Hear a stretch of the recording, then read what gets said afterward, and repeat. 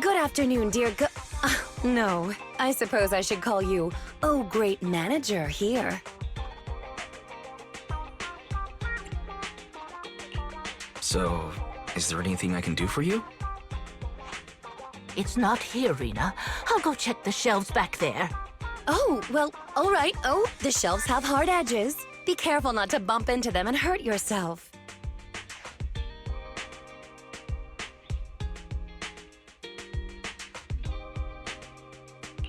Who's the old lady? Is she looking for something? Oh, my apologies. I forgot to introduce you. That's my client, Granny Leisha. I'm helping her look for a special sort of sweet cake. Sweet cake? So, some kind of dessert? I don't believe so. It's not just a sweet cake. According to Granny, it's a sweet cake with a silly smile. Rina, the silly sweet cake isn't on the shelves either. I'll check under the counter. Okay, Granny, but please don't disturb the other customers. Oh, she can't quite tell me what this silly sweet cake is, but she really wanted to come to 6th Street to search for it, so I thought I'd try my luck at your store. I just can't find it, Rina. I can't find the silly sweet cake anywhere. Oh, please calm down, Granny. I'm here to help. Okay. Do you have any movies about silly, smiling sweet cakes, manager? We've got a lot of silly comedies, but none about sweet cakes. I can't imagine what that'd look like. It's a sweet cake that's this big, all round and chubby. And it's so funny when it giggles. Where did it go? We spent the morning looking in the dessert stores, and none of them had a sweet cake that was this big. Silly sweet cake might refer to something round that looks like it's smiling. Well, we're out of dessert stores, so I'll take her to the toy shops this afternoon.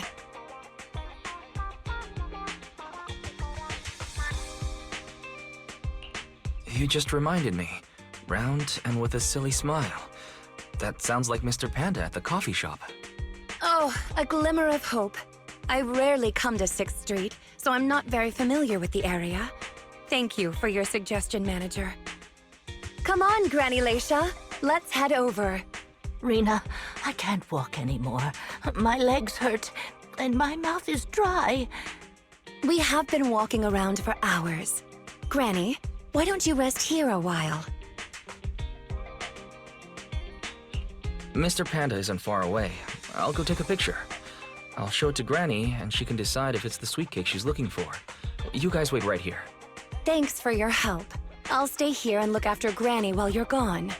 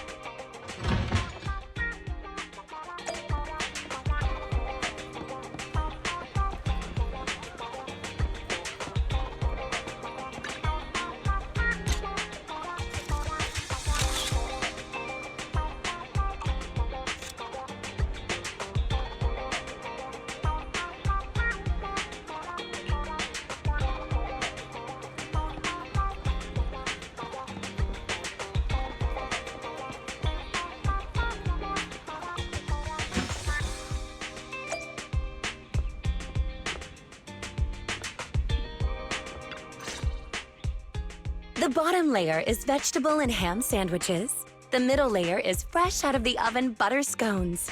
And the top layer is low-sugar fruitcake. Wow. For tea, I have prepared rose tea and red tea. Do you take it with milk and sugar, Granny Leisha? Wow.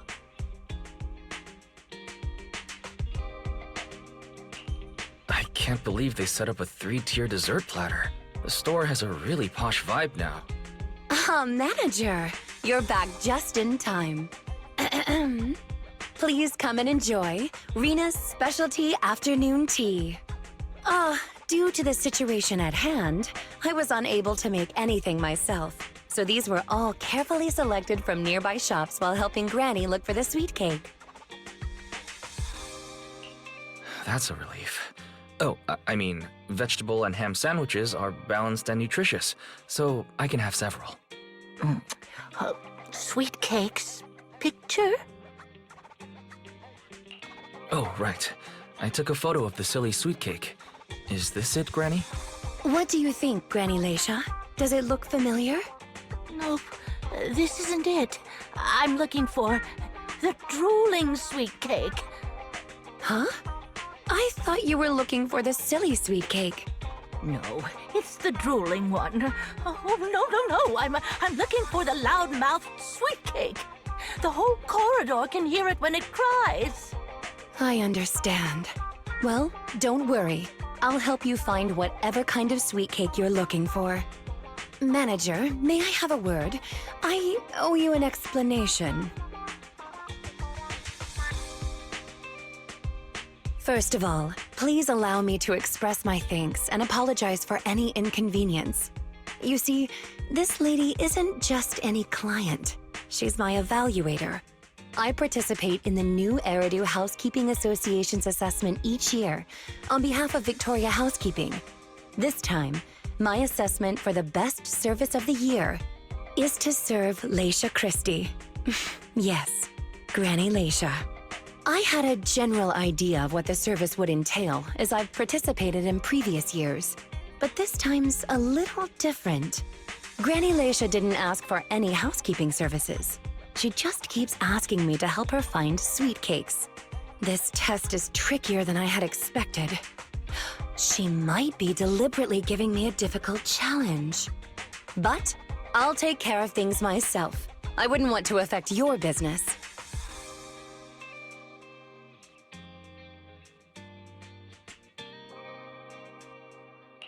It's okay.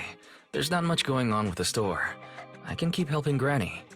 You can think of me as a free guide to 6th Street. Really? That'd be great. You're an amazing guide, both in and outside the hollows. Then let's cover all corners of 6th Street and capture photos of any suspicious sweet cakes that fit the criteria.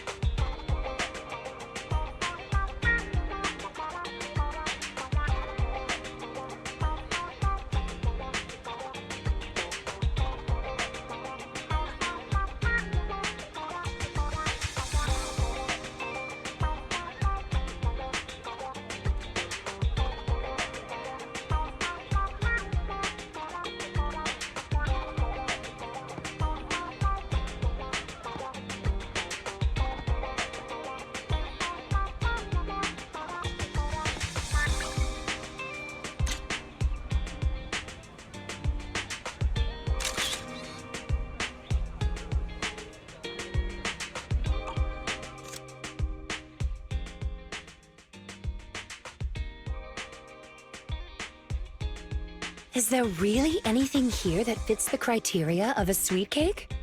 It's round, and it makes a lot of sound. Oh, it's a record. This music store has impeccable taste. The collection is... this record. Just looking at the cover reminds me of something interesting. Are the songs on this album good? Or does hearing it bring back fond memories? Both. There was an incident during the recording of this album. One of the performers quit temporarily. My job was to save the day and perform in her stead. That was a challenging job. Can you guess which instrument I was in charge of?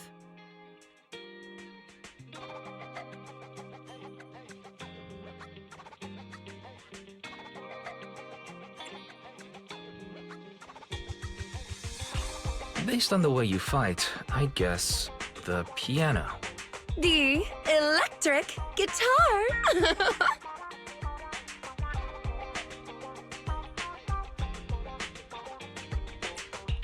Is that something all maids learn? There's only one skill a maid must perfect. That's fulfilling her master's wish. Right. We've taken pictures of everything we can think of. Let's go back to Granny Leisha. Her sweet cake keeps changing form, but I don't mind it much. The Housekeeping Association's assessments were always the same in the past. Either a normal service job or going into a hollow to deal with ethereals. Finding something made up is unexpected, but at least it's creative. Let's hope these photos contain the sweet cake Granny wants.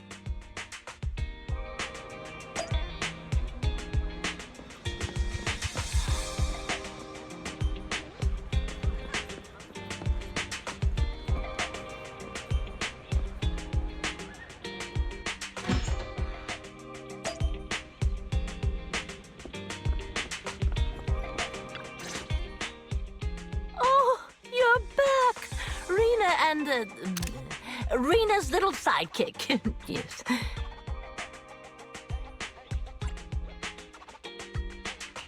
I'm not a sidekick, Granny Leisha. I'm the manager here. Just call me Wise. Sorry, Manager Wise. Please allow me to apologize on her behalf. Okay, Granny.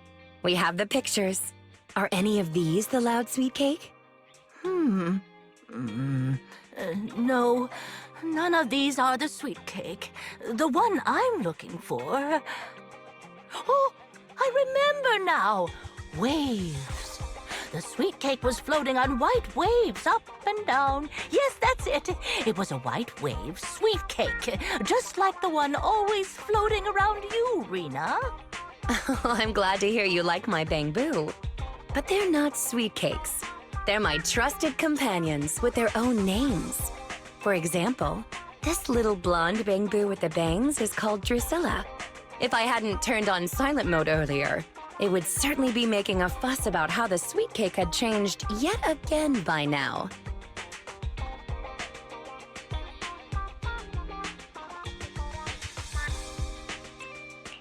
Yeah, why has it changed again? A white wave sweet cake that looks like Drusilla. Master, if I could interrupt. By combining the keywords Leisha Christie and waves, I have found a news article about an incident involving a Miss Metropolitan beauty pageant dropout. That voice just now.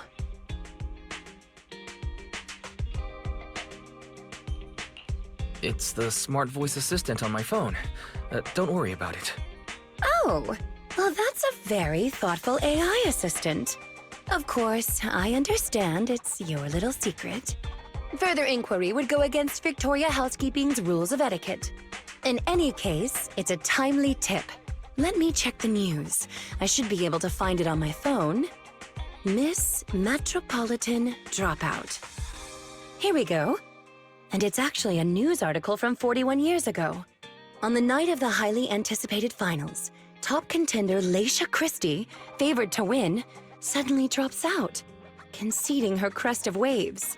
I see. So the crest of waves is a round crystal trophy awarded to the winner. There's also a photo of the dropout attached. If I compare it... it's true. I never would have expected the housekeeping evaluator would be the star of such a contest. What a mysterious lady. The sweet cake floating up and then down. Ah, it must refer to Granny losing the trophy. If that's the case, it's easy. We simply need to bring her the Crest of Waves trophy. I think you're redefining the term easy there, Rina. Where are we gonna get a 41-year-old trophy? The competition is held every year, even now. I just so happened to have participated last year. Wait, Rina, you participated in Miss Metropolitan? Yes. The competition was divided into many sections, such as singing, acting, painting, cooking. Can you guess which I took part in?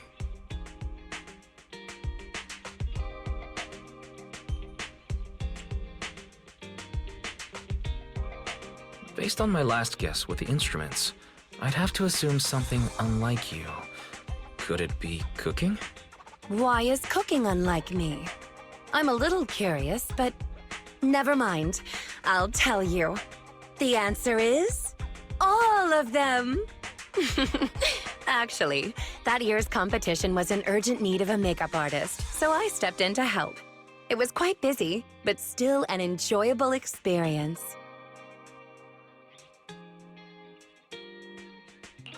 Who could have guessed that? I feel like I've been tricked. Oh, I was just teasing you. Please don't mind me. Because I assisted them, I know the competition organizers, so asking for a commemorative trophy shouldn't be a problem. Rina, can you find my wave sweet cake? Don't worry, Granny. I'll find it for you, whatever kind of sweet cake it is. Oh, it's getting late. I'll take her home now. You should get some rest, too. Thank you again for your help.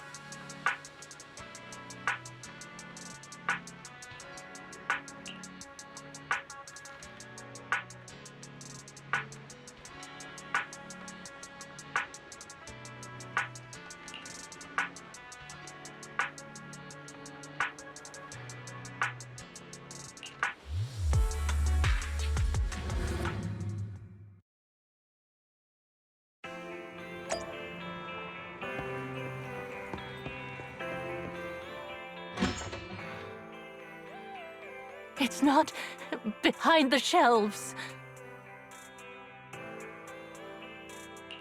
Granny Leisha? What are you doing here? I'm looking for the sweet cakes. The silly sweet cake isn't behind the shelf. Ah, I remember you. You can help me find the sweet cakes, right, Priscilla? I'm not Drusilla. My name is Wise. Say it with me, Granny. Wise. Never mind. I'll call Rina. Are you looking for the silly sweet cake again, Granny? Is this still part of the assessment? But it's okay. I still have the pictures from yesterday. Here, Granny. Are any of these photos the sweet cakes you're looking for? Granny? Granny, are you listening? Granny Leisha. She's completely focused on the TV. Manager, what's that on the TV in the corner? Is that an ad for a movie? Yeah, it's Invasion Next Gen.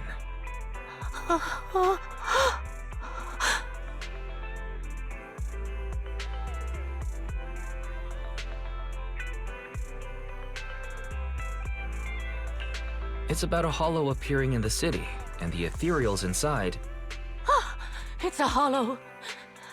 There's a hollow! The sweet cakes are in danger! What's wrong, Granny? That's just a movie. It's not real. Ah! My Drusilla!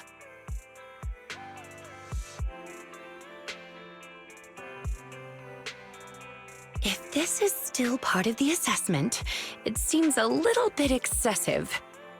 Or perhaps Granny really was affected by the ad. We should go check on her, Manager. Drusilla has a GPS chip, so don't worry. She won't get far.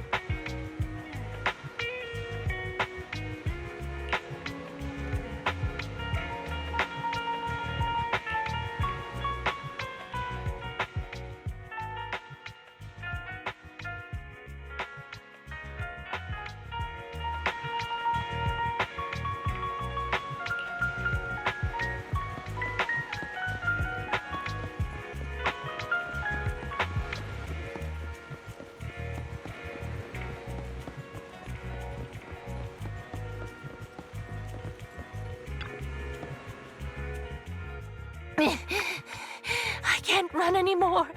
My legs hurt, and my mouth is dry. Have you calmed down now, Granny Leisha?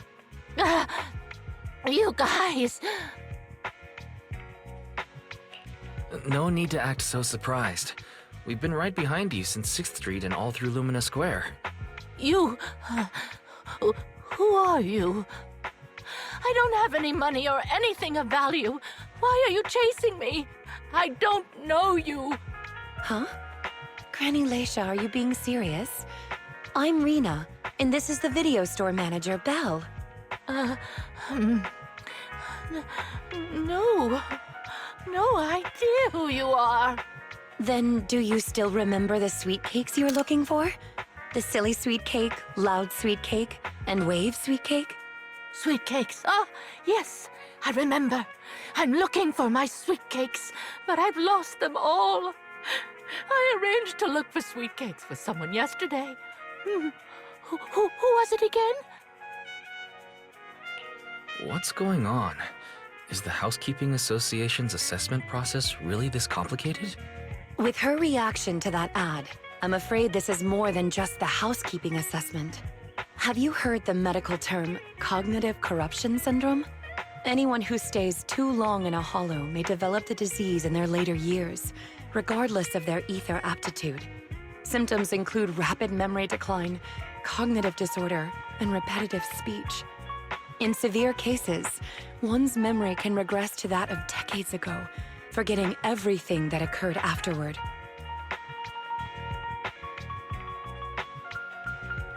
You mean she really forgot us?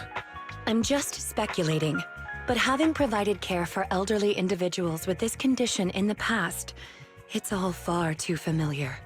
The constantly changing sweet cakes, not recognizing us. If it's not an intentional act, then it seems like the most likely possibility. Either way, I'll take Granny home first.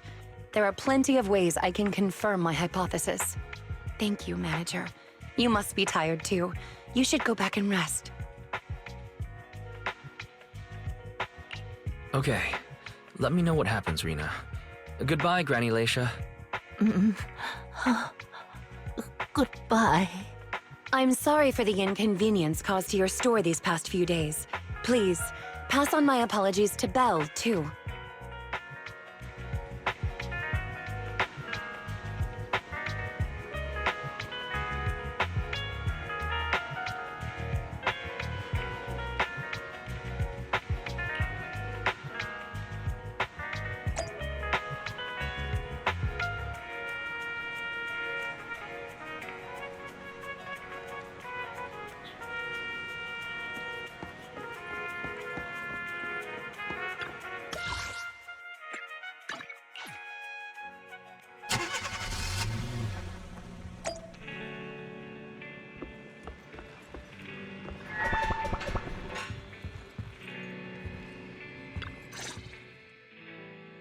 Huh? Rina apologized to me? Well, you're always the one taking care of things whenever she visits. I haven't even met Granny yet.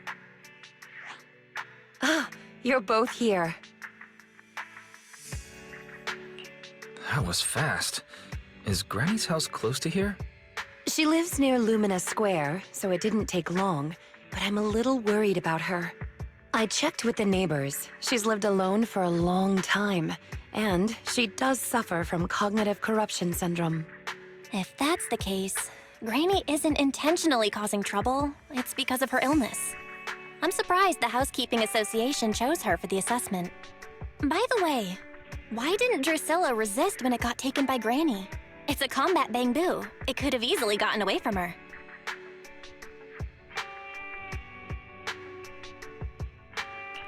Is it because it had been switched to silent mode? Even in silent mode, Drusilla can move on its own. I asked the same thing on the way here, and it gave me an unexpected answer.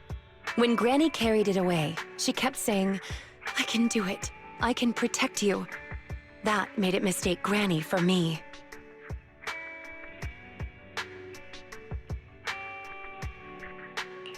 Huh? Is that possible? There's a pretty big difference.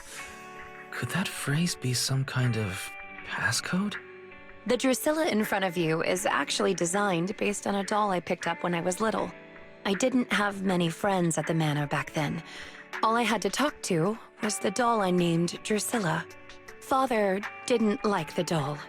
He said it was something the servants had used, and told me to throw it away.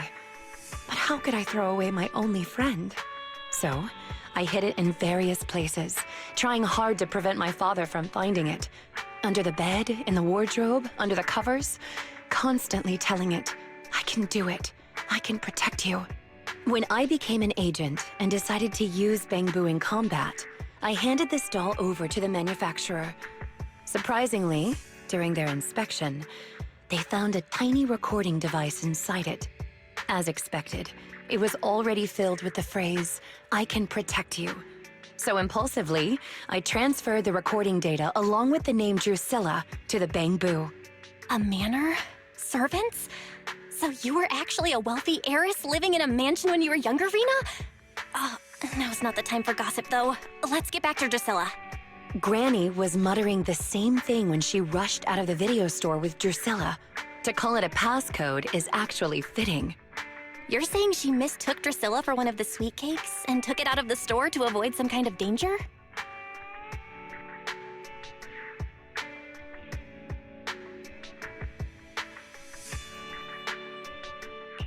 Judging from the ad that affected Granny, her sweet cakes were once, or are now, in danger because of a hollow. But just what are these sweet cakes? We'll struggle to get to the bottom of things if we're unable to figure that out. However, the competition dropout and Cresta Waves trophy were both real at least, and the Wave sweet cake is still an important clue. I'll bring it back with me and talk to Granny. Oh, I didn't realize how late it was. Sorry to keep the two of you. It's fine, really. It's not that late. Thank you. How about I bring some special tea treats I made myself as a token of my appreciation? There's really no need. Then I best be off. Please, do let me know if Granny turns up at the store again.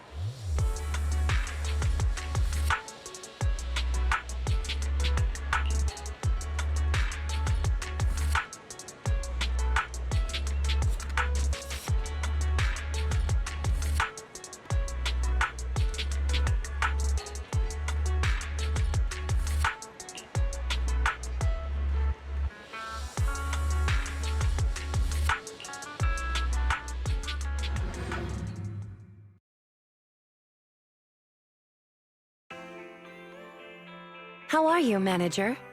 Has Granny been to your store lately? No. Has something happened?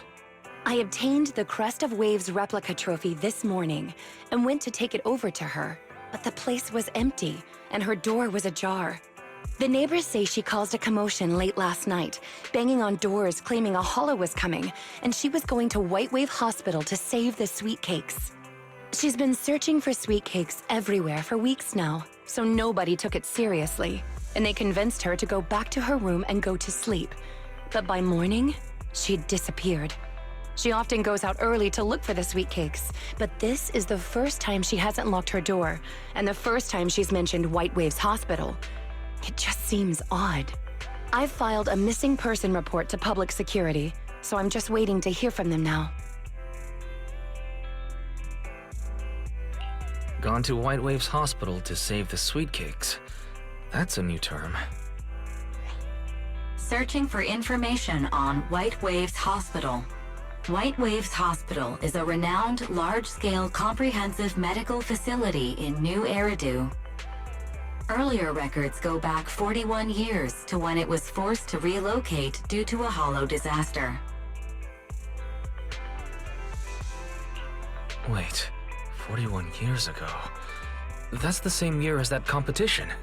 With funding from both the government and the public, White Wave Hospital, which has been relocated several times, retained most of its medical resources. Its symbol is a white wave. A white wave. Is it a coincidence, or have we been wrong from the start? The beauty pageant, the hospital, the wave. There must be a connection between the three. If you'll excuse me, manager, I'm going to contact a friend who works in medicine to investigate. Let me know if you hear anything about Granny, even if she doesn't remember my name. Ah, well, as my current client, I must ask you to forgive her rudeness. I'm her maid, so please, allow me to remember your name in her stead. Well then, I'll be going. Please, don't let my affairs affect you.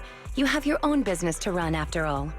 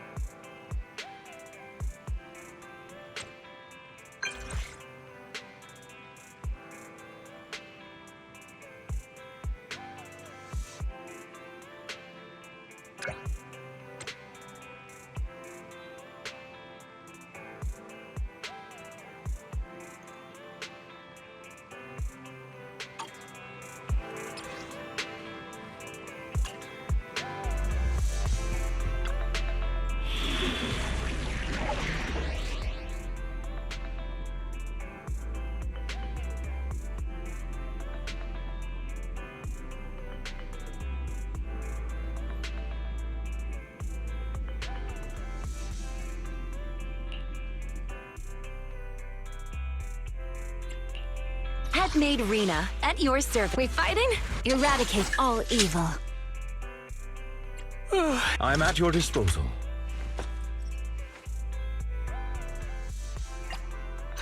Your wish is my command.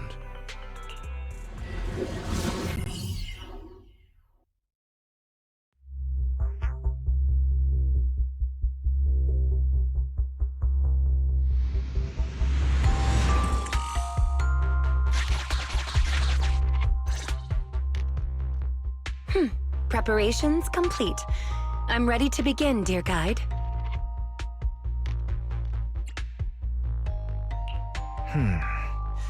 I think I'd prefer it if you called me Oh Great Manager.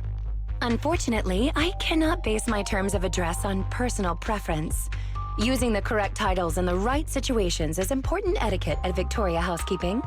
Now, let's get back to Granny. Based on our current intel, I'm certain her cognitive corruption syndrome is getting worse. Her memory has already regressed to that day 41 years ago.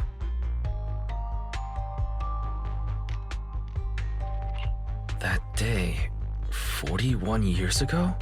Yes, the Miss Metropolitan dropout incident and the White Waves Hospital Hollow disaster both happened on the same day, and Granny Leisha was involved in both. But what does this have to do with Granny's search for sweet cakes? There is a connection, a big one. The sweet cakes are the link between these two events and have been the source of strife in Granny's heart for 41 years. It's a long story. I had to contact a lot of people and piece it all together. But we don't have much time, so let's talk on the way. Granny Leisha from 41 years ago. She'd have been around my age now.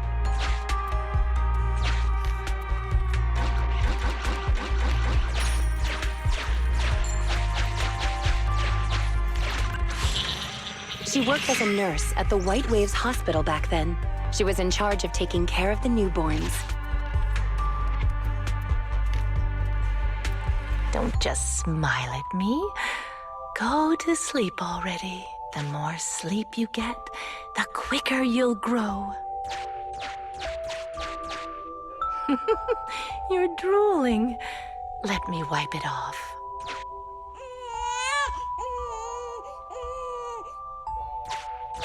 Hey, that's quite the set of pipes you've got. Can you keep it down? You're going to frighten the other babies.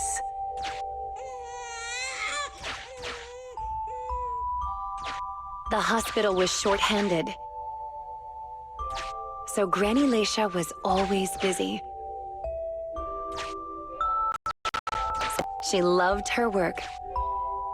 Of course, aside from her work, she had other things she wanted to accomplish. Oh dear, looks like we've got a bit of a situation. Let's tackle the issue at hand first.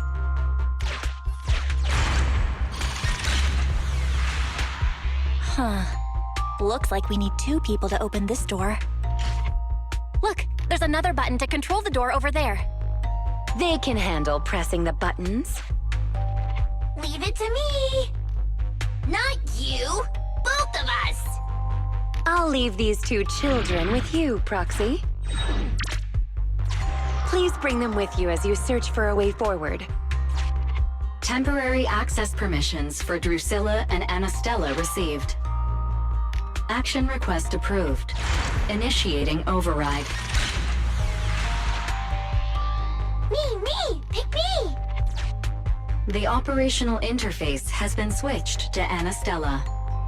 Lead Anastella to push the button ahead.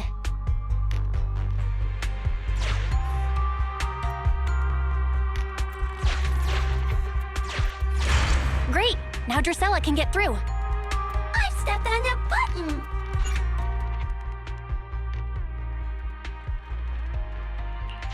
You can use the permissions I've granted you to switch between them.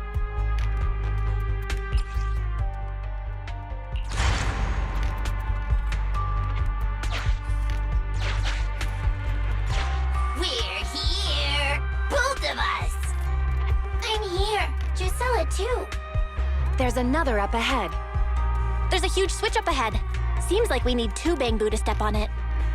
Leave it to Anastella go, go! Treasure! I found your coins! I found them! I'm standing on it! It's your turn, Anastella!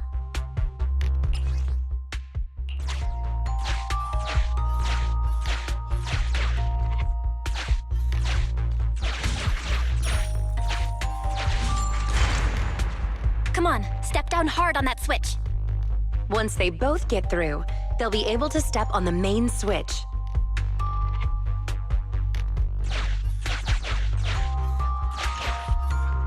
Main switch won't budge. Need Drusilla.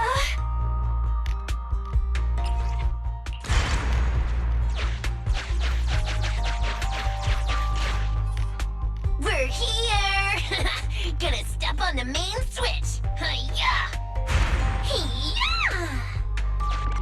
Aren't my little Bang Boo amazing? Our guide is pretty amazing too, of course. Now then, let's proceed.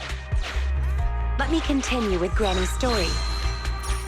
When she was young, Granny dreamed of becoming an actress. So, she signed up for a beauty contest in her free time. That's right, it was the Miss Metropolitan pageant. Not just her colleagues, but she too was surprised at how far she got. Let's walk and talk. Granny emerged as the dark horse that year. To everyone's surprise, the judges gave her high scores.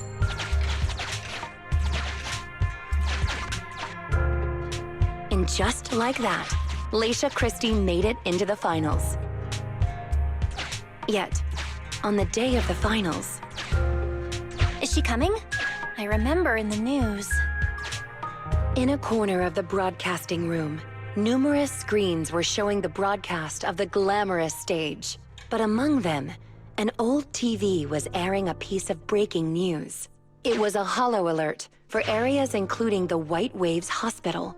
And so, on the screen showing that magnificent stage, the rising star who was about to be crowned beauty queen ran down the red carpet steps without turning back and headed to the place on that old TV screen. Seems we have some uninvited listeners up ahead. Let's pause the story there for now.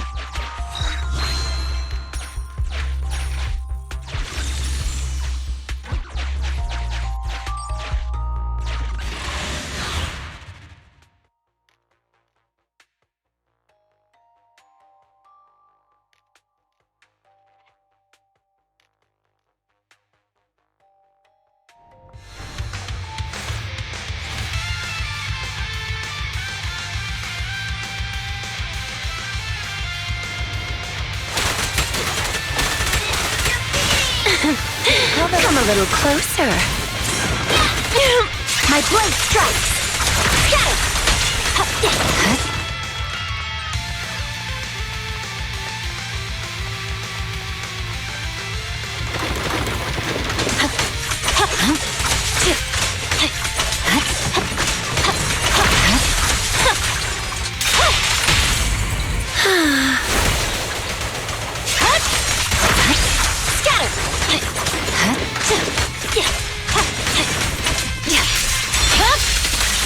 It's over.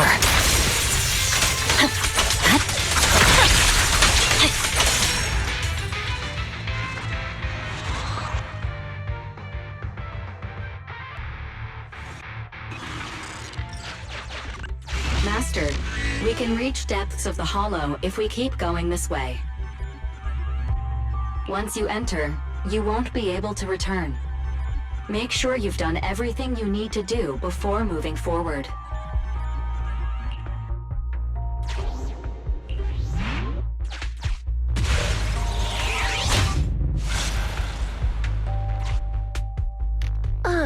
It's yet another strange door. Yeah, and more different mechanisms. That should be where the main switch is.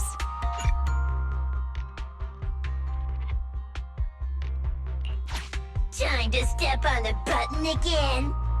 Step on the button, step on the button! Temporary access permissions for Drusilla and Anastella received. Action re- Well, I'm standing on it. Stepped on it. One more ahead.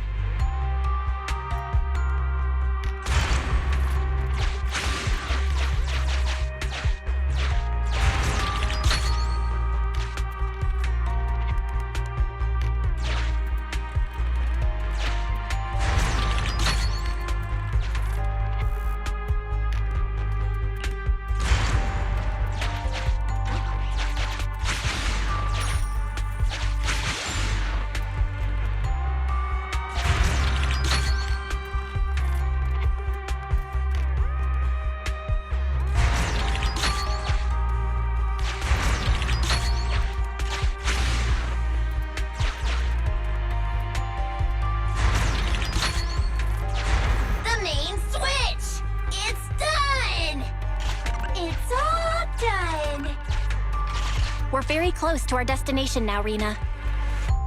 Yes, and Granny's story is coming to an end.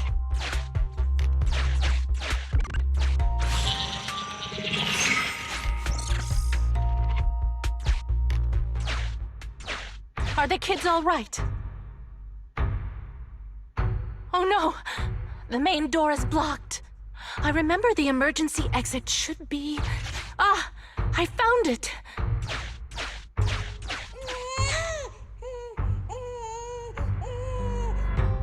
Don't be scared. I'm coming! I'll protect you all! The hospital had already been enveloped by the Hollow. It was pitch black everywhere, and things were in chaos. Leisha didn't have time to worry about her tattered pageant gown. She took off her high heels to run and climb barefoot. She kicked away the obstacle that blocked the main door. In a panic, she couldn't remember the names of all the children. Relying on her memory, she searched for one swaddled baby after another. Those clothes were all imprinted with the hospital's wave pattern. One baby giggling happily in the hollow.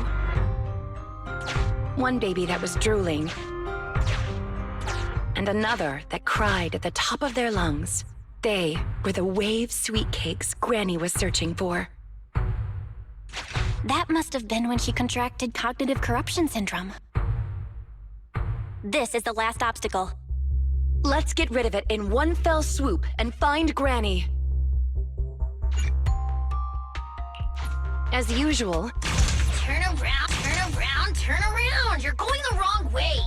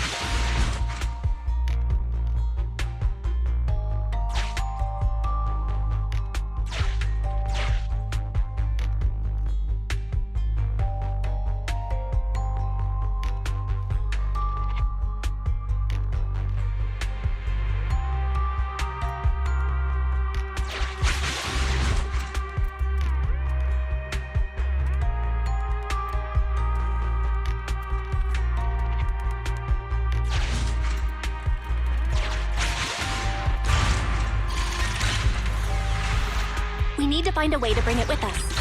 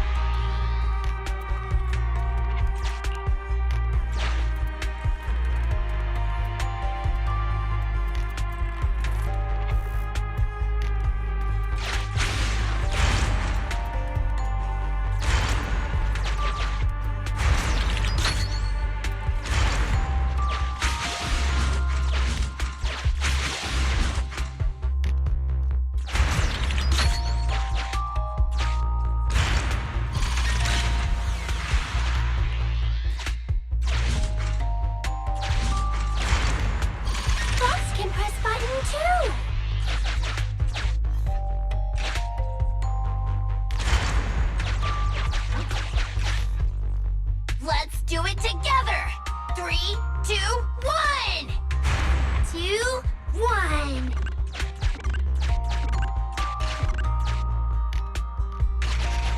Biosignatures detected up ahead. Granny Leisha should be there. Yes, we should hurry up.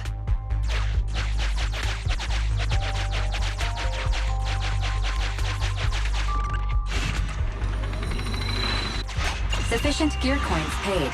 Authentication successful. Opening valve.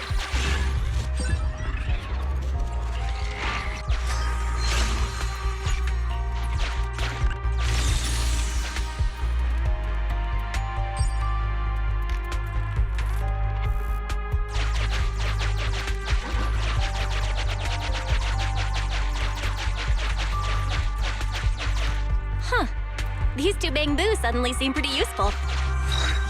Thank you for the compliment. We might have to battle ethereals later. So I'm going to withdraw your access for now.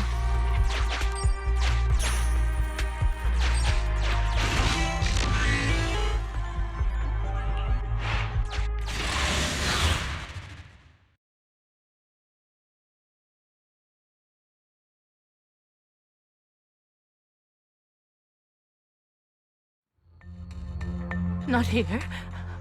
Or here. Oh good, we found her. And she doesn't look hurt. Just not in a stable emotional state. I lost all the sweet cakes. The sweet cake with a silly smile. The sweet cake with a loud voice. And the drooling sweet cake. I couldn't protect any of them.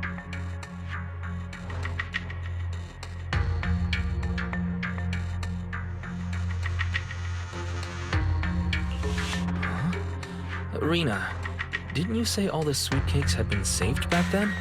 Yes, I'm quite certain they were all saved. There's only one explanation. She doesn't even remember them being saved. Her memory has regressed to the night she was at the hospital, so she can only search for her missing sweet cakes.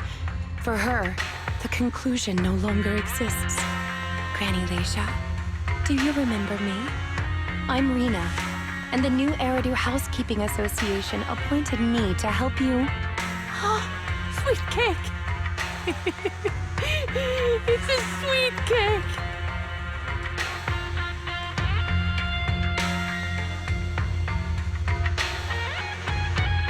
Don't be scared. Even if you're all that's left, I'll protect you. Multiple ethereals detected, rapidly approaching this area. Rina, Granny Leisha, we need to get out of here. Things will get dangerous if we don't hurry.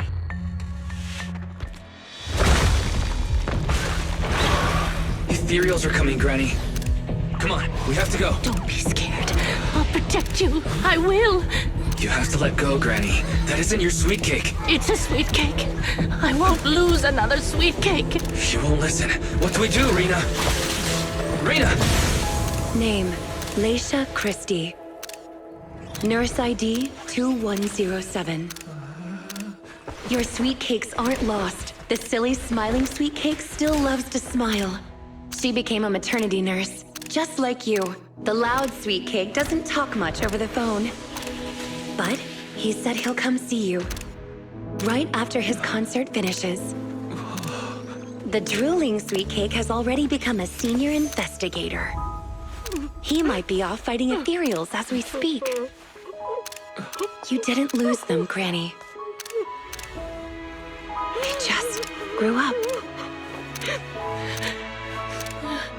Now, it's finally their turn to protect you.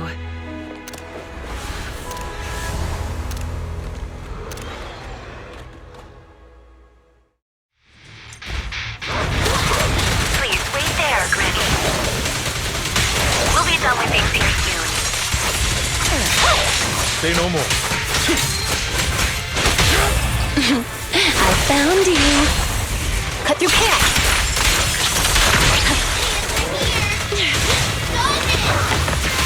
Except this. Watch me! Come on. The cold is silent. Couldn't Yes, Master.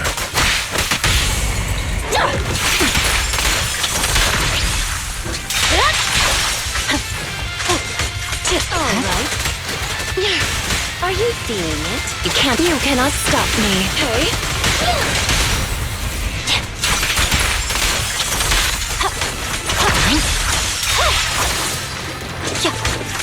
Off you go.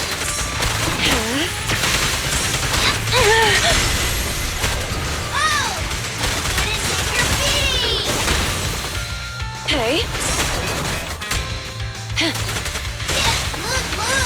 You can't escape.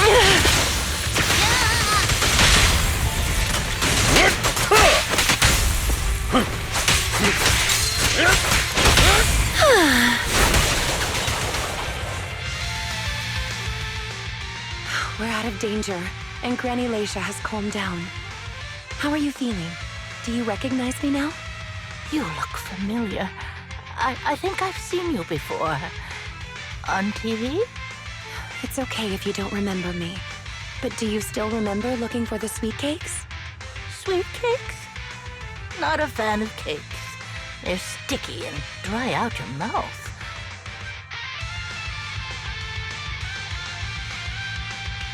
No. She forgot the sweet cakes too? Do you remember anything that happened the last few days? What you had for breakfast? Where you were and who you spoke to yesterday? No, I don't remember. Oh, I remember now. I'd lost something for a long time, and a kind soul helped me find it. Oh, what was it I lost? I can't recall. And who was it that helped me? That's okay. As long as you found it, the who isn't important. I'll remember all the unimportant details for you. Well now, I'd already contacted all the sweet cakes before we went into the hollow. They're on their way to Granny's place, so we'd best be getting back.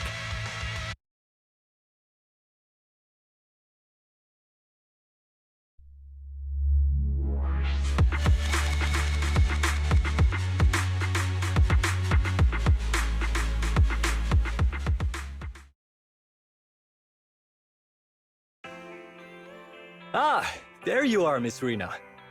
I'm your contact from the new Eridu Housekeeping Association. Regarding your call, did you have an update for us? Yes, I've completed the assessment. Shall we discuss the specifics at Granny's house? About that, Miss Rina. I have to apologize. After double-checking, we realized she wasn't the client for your assessment. What do you mean? We got her mixed up with a lady of the same name, Leisha Christie. Actually, this elderly lady came to the association a few times, saying she's looking for her sweet cakes. But staff always got rid of her. But someone got careless that day. They let her in the assessment reception room and then... well, the rest was a coincidence. If it weren't for carelessness and coincidence, she'd still be out there searching. So things turned out okay. As for the official assessment, could I ask you to file with the association as soon as possible? Later, perhaps. I need to get her home first. There are several people waiting for her. I'll go with you. Perhaps there is some kind of compensation the Housekeeping Association can offer. Well then, I'll come see you at the store as soon as I'm finished.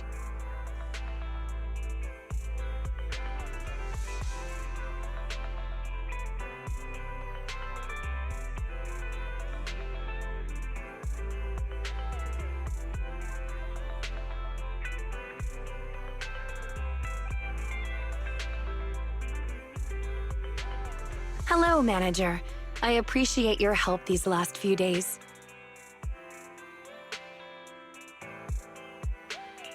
How is Granny? The bad news is, her memory is in severe decline. She doesn't recognize anyone anymore, let alone her sweet cakes. But the rest is good news. The Housekeeping Association contacted a suitable nursing home for her, and the sweet cakes all agreed to visit her on different days. She may not remember them, but everyone is looking forward to spending time with her. Perhaps one day she'll remember something. Perhaps one day, people will find a cure for cognitive corruption syndrome. That would be nice. Cognitive corruption syndrome. Who knows? I've spent so much time in the Hollows that perhaps I have it, without even realizing. When I'm old, I might be looking for sweet cakes just like Granny Leisha. No, I'll probably be far more stubborn, rebellious, and unwilling to listen than her.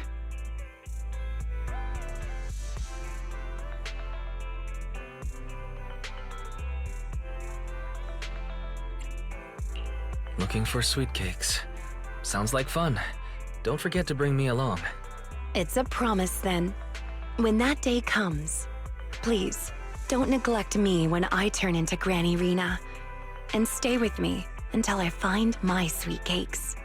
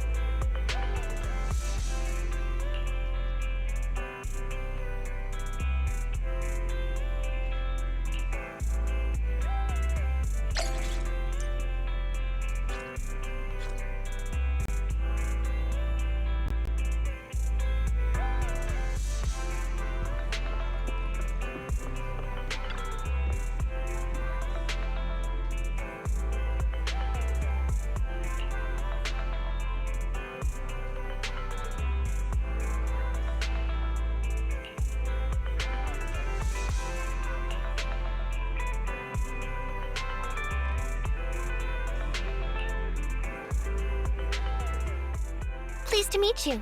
I'm Public Security Officer Qingyi. May I know the specific request you have for public security community service? Shh, hold on for a sec. Oh, is that you, Manager? My apologies. I didn't recognize you while I was in autopilot mode. What are you two? If even androids can understand the meaning of life, then perhaps humans can too. Finished. What a classic. What are you watching so intently?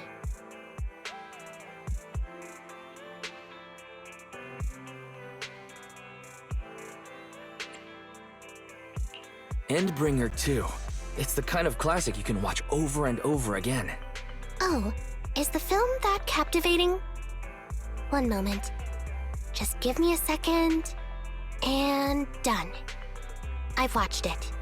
It's about an E-800 model android protecting a little girl amidst the perilous apocalypse, supporting each other through thick and thin. They gradually become attached to one another, but in the end, have no choice but to part ways. The plot's decent enough, I suppose. Ugh, did you search for spoilers? That's not how you're supposed to watch movies, officer! I didn't look up spoilers. I simply extracted the movie from the database for data analysis and pattern recognition. Master, this is technical jargon of an advanced artificial consciousness. Allow me to translate for you. Yes, Qingyi essentially read spoilers. The smart voice assistant you two are using seems to have quite the unique personality setting loaded into it. Ah, right. I happen to have a work-related matter which requires your assistance. I need to borrow some tapes to further analyze human behavior. Horror movies, to be exact. With mysterious forces at play, the more the better. It's for Public Security's community service program. Oh? May I ask what kind of community service you're talking about?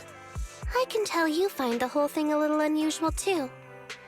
Actually, I also think this community service is somewhat dull. So that's why you activated autopilot mode. If only I could handle tedious tasks while also catching up on some sleep. Tedious. Ha, ha. As if the mere word tedious could encompass everything. It all began when the bigwigs at Public Security realized that no matter how many decrees they make, Internaut is still unstoppable. As a result, who else other than Officer Juyuan proposed a strategy of guiding rather than blocking? Citizens have a real need to face the hollows and can't always turn to Public Security for everything. So Internaut has naturally appeared to meet those needs. If only every Public Security officer could dedicate a set amount of time to community service, helping citizens with their actual problems. Once we establish trust between citizens and Public Security, then the plan to completely eradicate Internaut will have taken its first step.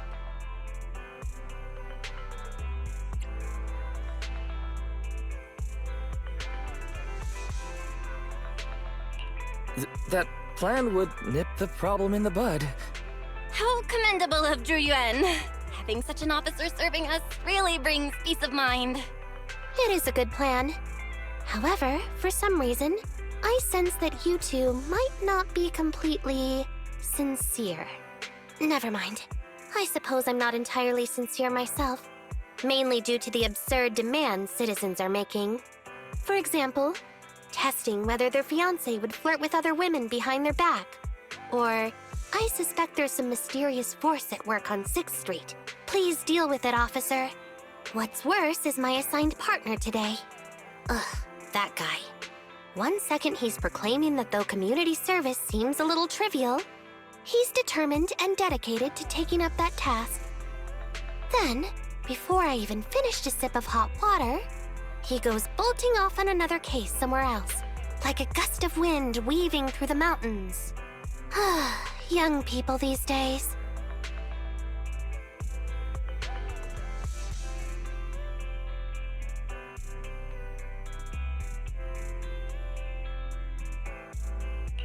Not every young person is like that, you know. If you need a partner, count me in. Teaming up with a public security officer to solve cases. It's just like a plot from a movie. Sounds exciting. I never expected the manager to be interested in such things. I think Bro just wants to show off and strut around with a public security badge pinned on his coat. If the manager is willing to assist, it would indeed be a great help to me. However, giving you a badge is out of the question.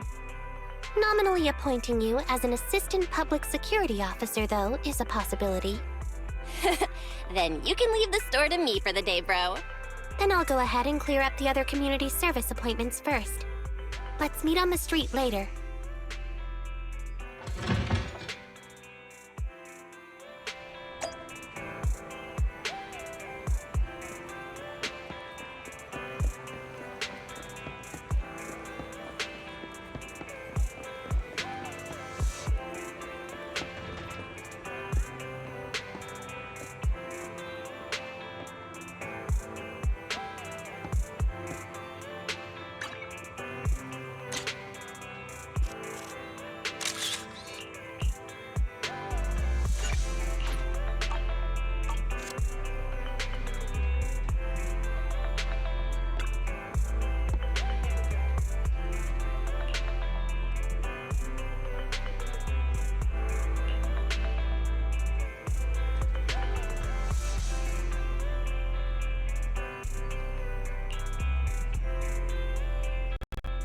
No need to jump to any strange conclusions, Holly.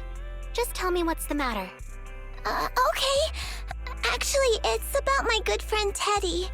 He's been missing for several days now. Missing? There doesn't seem to be any filed reports about a missing person in this area. Have you been to the public security office with your parents recently? No, we haven't. Dad said since we just moved away from the old metro zone, we don't have the resources to deal with Teddy right now. But I'm really worried. I've never gone so long without seeing Teddy before. That's terrible. The assistant public security officer is right. A disappearance is not a trivial matter and must be handled by public security. Do you have a photo of Teddy? Yes, I have tons. At least I did. But during our move, because we were in a hurry to catch the evacuation train, all our luggage was... Not a problem. Now, I will ask you a few questions. You must think carefully. The more accurate your answers, the higher the chance we will find Teddy. Understand? Let's start. Height? Weight? Teddy is exactly 20 centimeters shorter than me, so he's 101 centimeters tall. He's heavier than me, about 32 kilograms. Can you describe the color and style of clothes Teddy was wearing when he disappeared? A blue shark onesie.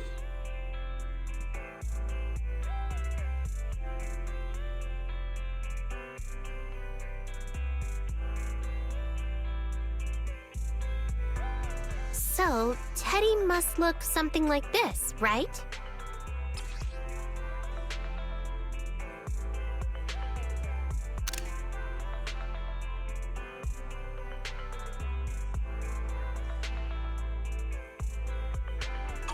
Whoa, you can really draw, Miss Officer.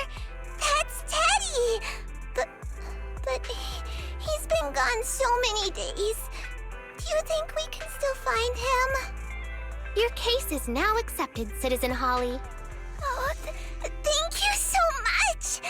Dad told me that the officers at Public Security wouldn't have time for this sort of thing. Don't worry, Public Security Officer Qingyi will be on the case.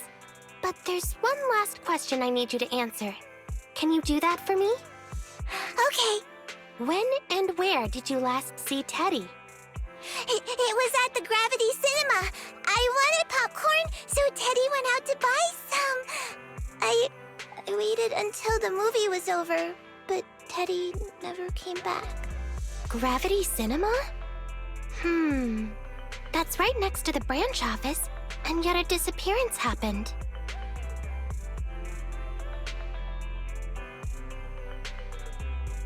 That does seem strange. Let's go investigate. Good. But first, I need to escort Holly home. Let's meet later near Gravity Cinema in Lumina Square.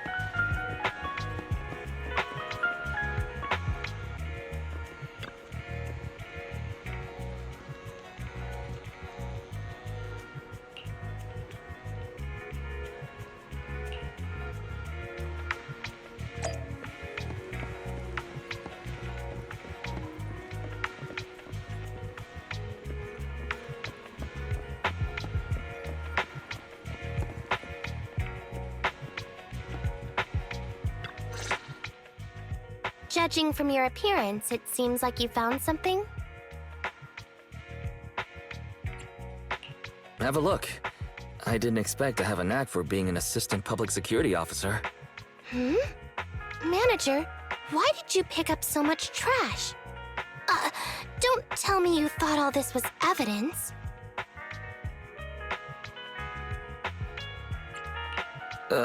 It's all useless? How could that be? I was so confident. Completely normal for a first investigation. After all, evidence doesn't just fall from the sky, you know.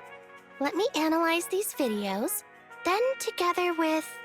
Wait a minute. What's that in your pocket?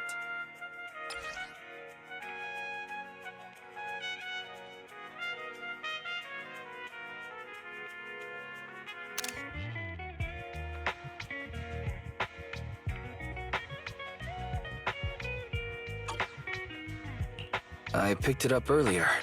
It's a signed poster and seemed collectible, so I thought I'd take it home. It has value as a collectible? Then it shouldn't have been discarded so carelessly for you to find like that. Without the manager's deep knowledge of films, I might have overlooked this detail. The handwriting is a bit smudged, but you can still make out "To Holly." If it was dropped by Teddy, it's worth further investigation. Let me scan it. Look, there's residue of a strong reaction from highly active etheric matter. Quite a significant amount, too. An item outside a hollow contaminated with such a high concentration of etheric residue. This actually makes our search easier. I've also made some progress. I discovered a suspicious vehicle that was parked here when Teddy disappeared. If it's related to the disappearance, then the vehicle might also be contaminated with etheric residue. Let's go and check it out.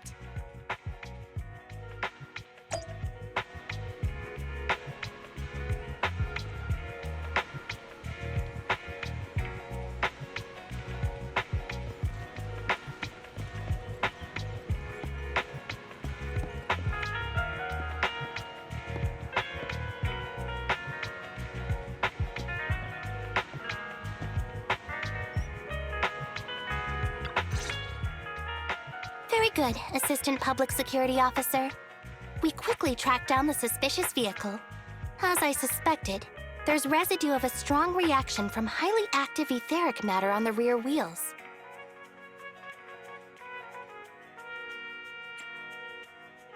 Oh, then are we ready to go arrest the suspect now? Huh?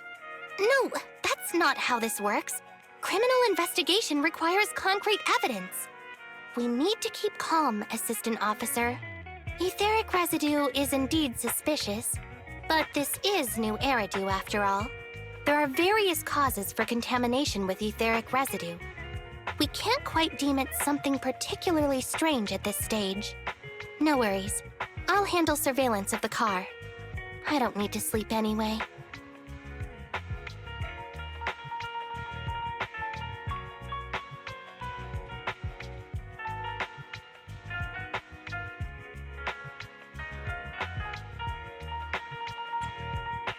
Is it really okay to work continuously like this? Even if it's you, Qingyi, don't overdo it. Zhuyuan always expresses the same. It's just unnecessary concern. Everyone is acting like this. Zhuyuan, Holly, and now even the manager. Humans are indeed an interesting species, projecting so much emotion onto things that are not even alive. Though helping citizens is part of a public security officer's duties, Teddy is just a bamboo. In the end, the existence of intelligent machines is to be discarded in place of humans when danger arises. Take me, for example. Despite being an advanced model known as a 01NG6 criminal investigation automaton, I'm essentially just a bamboo with more complex functionality. And regarding life and death, I believe Teddy and I are identical. Neither of us actually cling to it. I really didn't expect Holly to be so upset.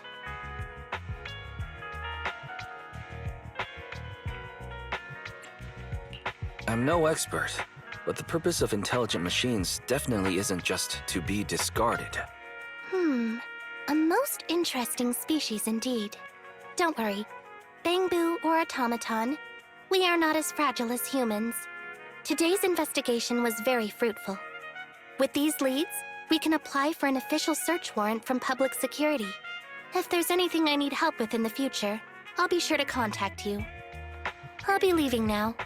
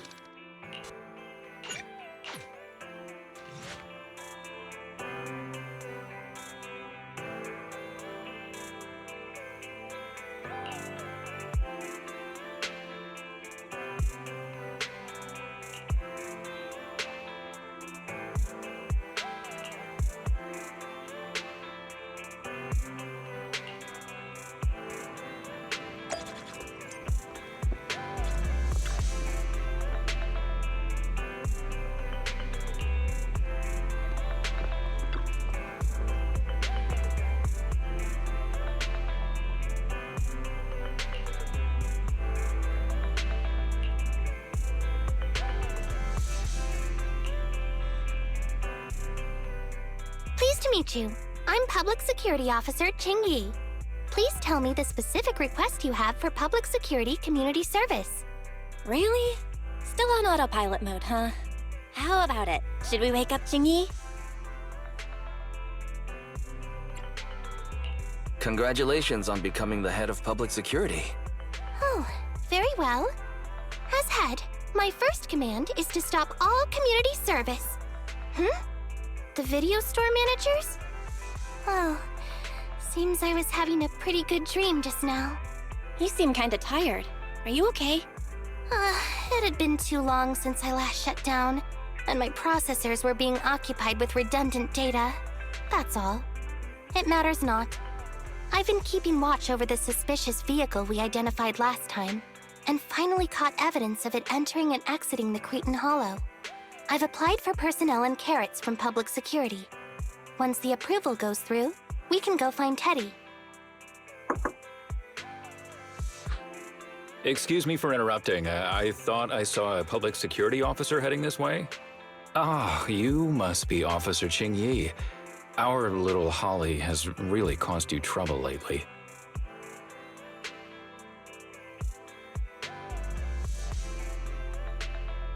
What is this for? I'm so sorry. Kids don't understand. To trouble public security over such a matter is really making too much of a fuss. If it was lost, it's lost. That Bangbu was old anyway. I thought I might as well buy a new one for Holly this time. Just reset the Bangbu and give it to her. You can tell her you found Teddy and that'll be the end of all this. Are you sure? Holly must have really cherished Teddy. Right. Please trust that... Oh, wait a minute. I understand, if that's what you wish. Huh? Qingyi, why the sudden...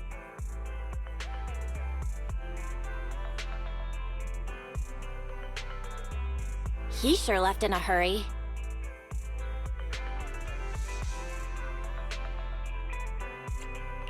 I think Teddy can still be saved.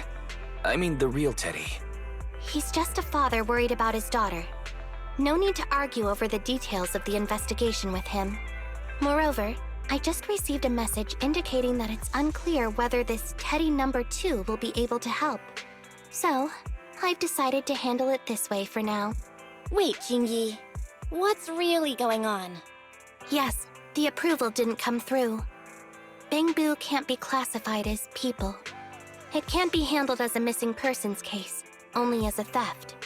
so we can't get approval for extra personnel or a carrot. This means the rescue operation in the Hollow will inevitably be delayed. And by then, Teddy's chances will be quite slim.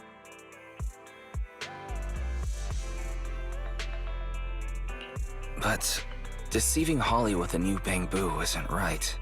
I never said we were abandoning the real Teddy. It's just that bringing the real Teddy back in one piece isn't very realistic. You haven't forgotten, have you? The biggest advantage of intelligent machines is replaceability. If an arm breaks, just attach a new one. If the body is damaged beyond repair, just get a new one. As long as we can retrieve the most core memory chip. Oh, that makes a lot of sense.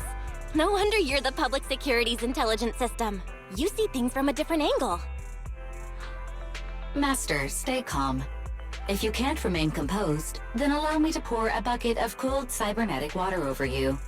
This plan has a flaw. Teddy is a model from 8 years ago, and there are aesthetic differences from this year's latest model. It seems Officer Qingyi's AI system requires further iteration for thoroughness. That's not a problem. The difference between the Bangbu isn't that big. Just some modifications to make it look similar to the older version should do. Okay, Fairy. No need to try to prove you're better. Please search for the specific differences between the old and new versions of the Bangbu. Understood. Scanning the blog. OMG, is there anything cuter than the old Bangbu models? I just want to hug it to death. Result 1. The old version of the Bangbu has a super chubby tubby tummy. Am I the only one who loves its tummy? Result 2. The old version of the Bangbu is super duper cute the way it sputters with its mechanical kinetic core. Result 3. Wah! The previous version of the Bangbu clearly had more emotes. I miss those. Based on the results extracted from the blog, we can modify the new Bangbu's appearance based on these 3 points to perfectly replicate the old version of Teddy. It never occurred to me before, but some things are better written than read out loud. Thanks, Barry. You're very welcome. I am a smart voice assistant dedicated to showing you different perspectives. In that case, the task at hand is quite clear. Let's start modifying Teddy number 2.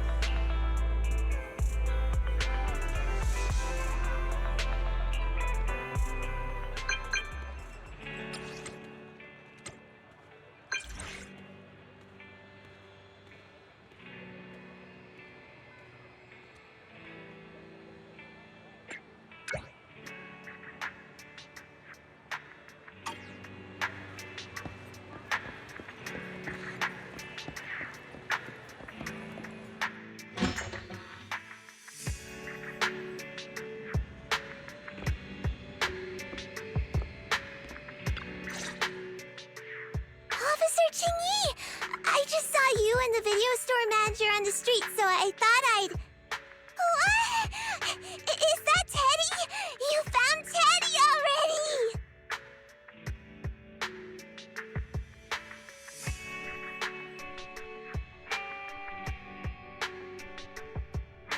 This isn't Teddy. Officer, did you find the wrong bamboo? Are you sure, Holly? Yeah, I'm sure.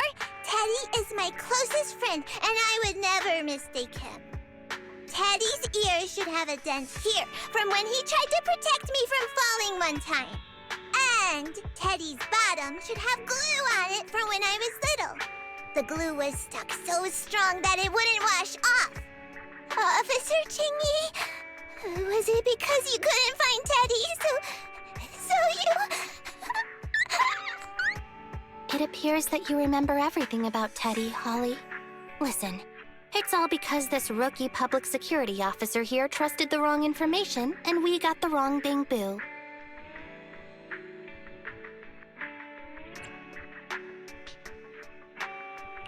Huh?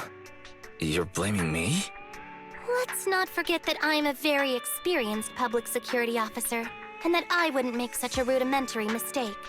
From here on out, I will be taking over the case personally, and will definitely find Teddy. Really? Yes, really. So, we'll be busy now continuing this investigation. Can you return home on your own, Holly? Yes!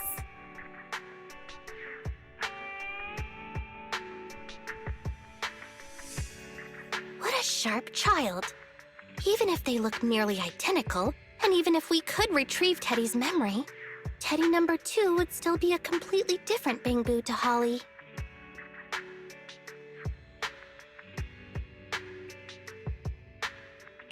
The most treasured moments in life are those shared experiences that cannot be replicated. Okay. Like I've always said, humans are indeed an interesting species. Thank you for helping me cover up the lie just now. The next step is to venture into the hollow to rescue the bamboo. It'll be much too dangerous for you, Manager. I'll figure something out by myself. See you later.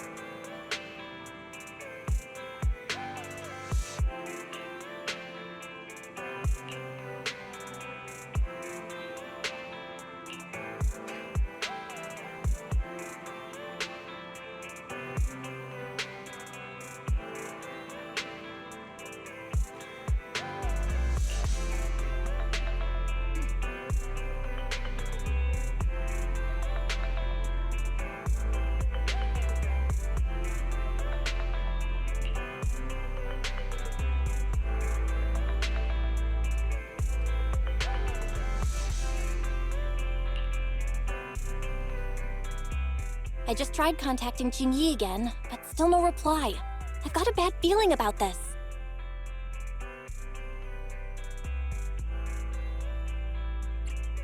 Do you think she went into the hollow alone without getting approved for a carrot? Barry, quickly search internet for any posts that might have been made by Qingyi. Search complete.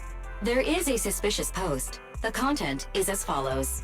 Esteemed proxies, I wish to hereby notify you of a bamboo rescue commission in the Cretan Hollow. Based on data analysis and pattern recognition results, the rescue target is likely in the T8AE32 area. Any interested parties may leave a message. Details to be discussed in person. Meeting face-to-face can effectively advance the work progress. Data analysis and pattern recognition? Along with that old-fashioned tone? It's definitely Qingyi. Bad news. There have been no responses to the post from any proxy, and the last message was posted by the author 13 minutes ago saying, I have arrived near the hollow. Just checking one last time. If there are no takers for the job, then so be it. Bro, if we hurry straight to the target area mentioned in the post, we might still make it in time.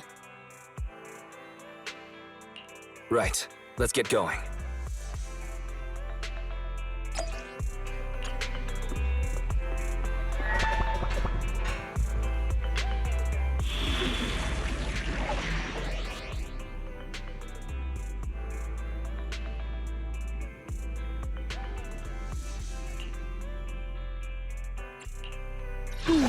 Let me finish my cup of hot water.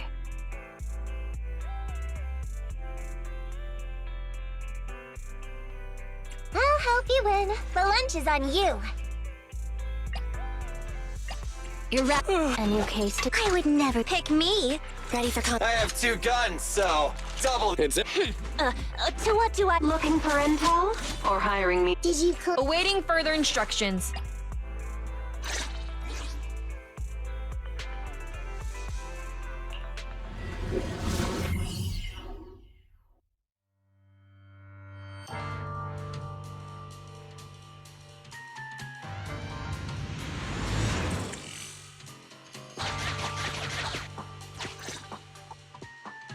Master, I have located Officer Qingyi.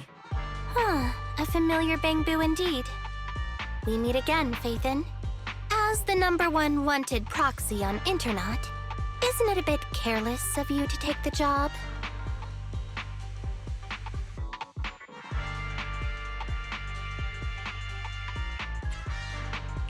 I wanted to see why public security would be recruiting proxies.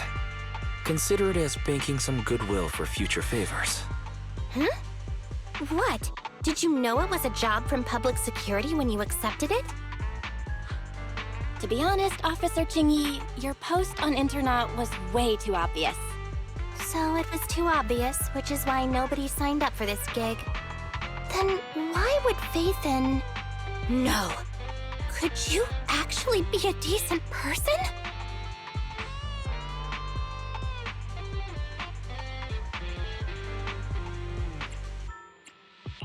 Please don't sound so surprised when trying to compliment someone. Very well. I suppose it's only fair to show a bit of courtesy now that I require your assistance. The situation is this. I'm tracking a vehicle related to the case, and it found traces that could belong to that car. I need a proxy for navigation inside the hollow. Please assist me with my investigation. The suspicious vehicle we were staking out was last seen here. All traces of suspicious activity must be investigated.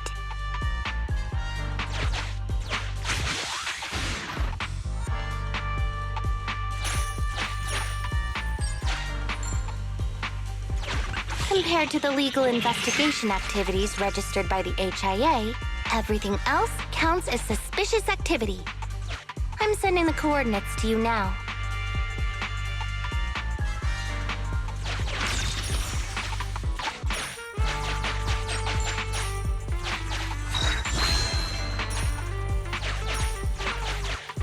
Master, high ether activity detected coming from this forklift. This matches the evidence previously collected by Officer Qingyi.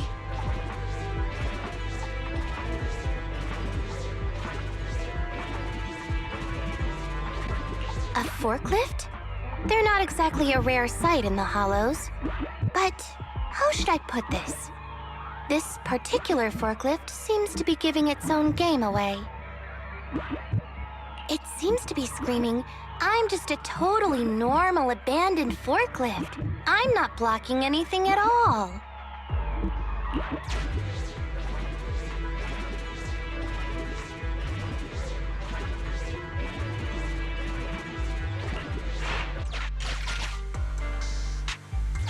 Proxy, don't overdo it.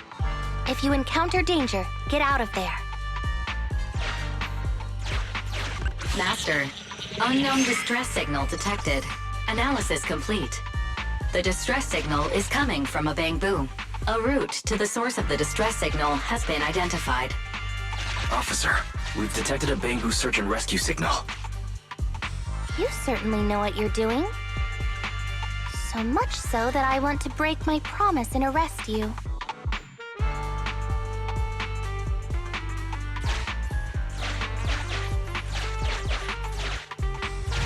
Judge me if you can, Officer Grandma. So infuriating. Slow down. Respecting your elders is a virtue.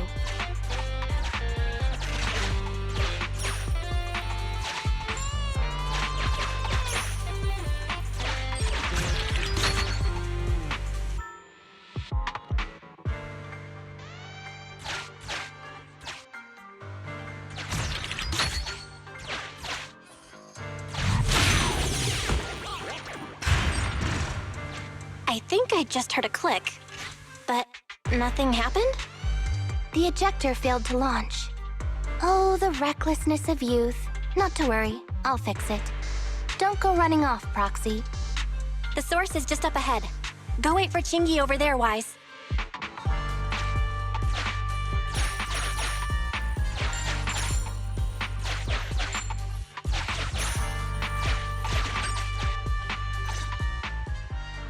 This is strange. The signal should have been coming from here. Teddy, is that you?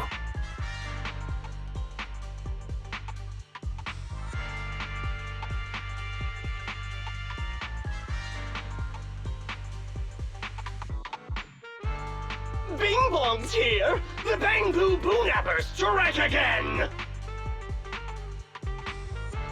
Who's there? I already said it! I'm Bing Bong from the Bamboo Boonappers! Oh, what do we have here? A little bamboo that can talk! Don't see that every day! Gonna be sure to nab this one! Speaking of which, that emergency signal device that we took off of Bamboo, it is really coming in handy! Seems any bamboo would fall for it. Something's off about this guy. Let's get out of here and find Qingyi. Oh? You're not going anywhere.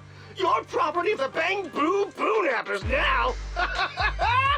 Here, have a taste of this special bamboo spray.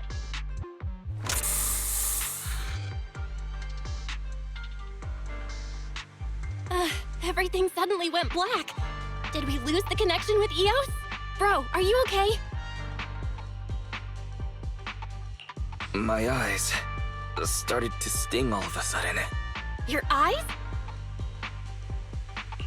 Don't worry, I'm okay now. But let's check on Eos. I wonder what could have happened. Barry, can you still connect to Eos? Hurry!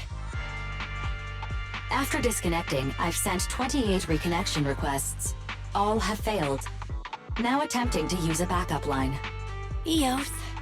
I have successfully connected via the backup line, but the transmission is extremely unstable.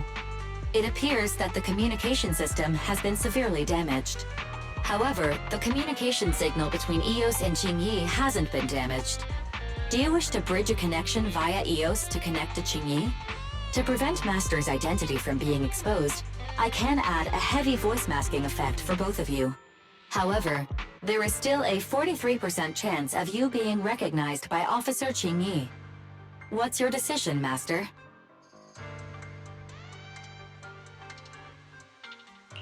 Bridge a connection to Qingyi. Understood. Bridging a connection to Qingyi via Eos. Qingyi, can you hear me? Oh? Has the connection been restored? That's Faithin for you. Don't worry, I've arrived at the location of the emergency signal. I'll be sure to rescue your Bang-Boo. I'll need him to get out of this hollow. I don't want to become an ethereal.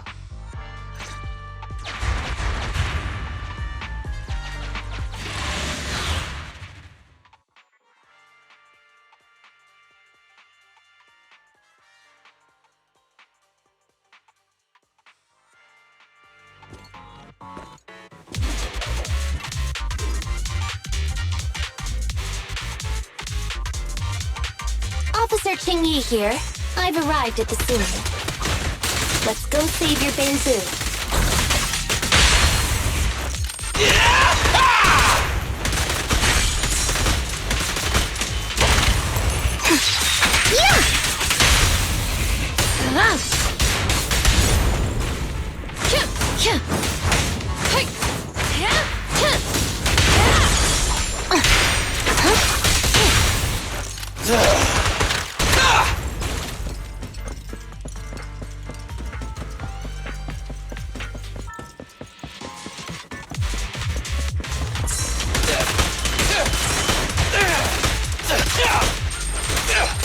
Don't move!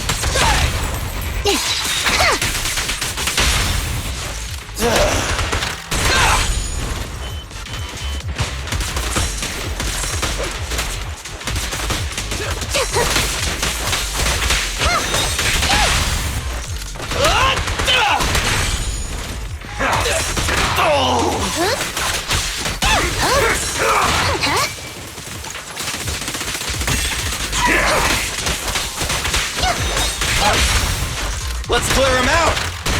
Get out of my way!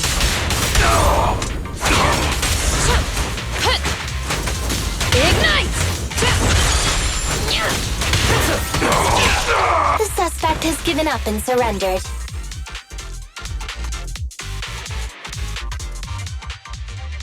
No! I've had enough! Please, go easy on me, officer. Anyway, what's a public security officer doing around here? Is it really worth all the trouble to come after a little resale business like ours? Incorrect. At this moment, I am not a public security officer. Now, tell me, or you'll get a taste of this pepper spray. I mean, special Bang-Boo spray. No, wait! No, that is not pepper spray! It's a concentrated ether solution. Please, let me go! I'll tell you everything! Concentrated ether solution. EOS. That's right. The person you just heard is a fellow public security investigator. A heinous crime. Wait, officer! I had no idea. I wouldn't dare do such a thing. Huh? Wait, didn't you just say you weren't from public security? Then explain. Why did you attack a Bang-Boo? Where is your base? How did you carry out the crimes?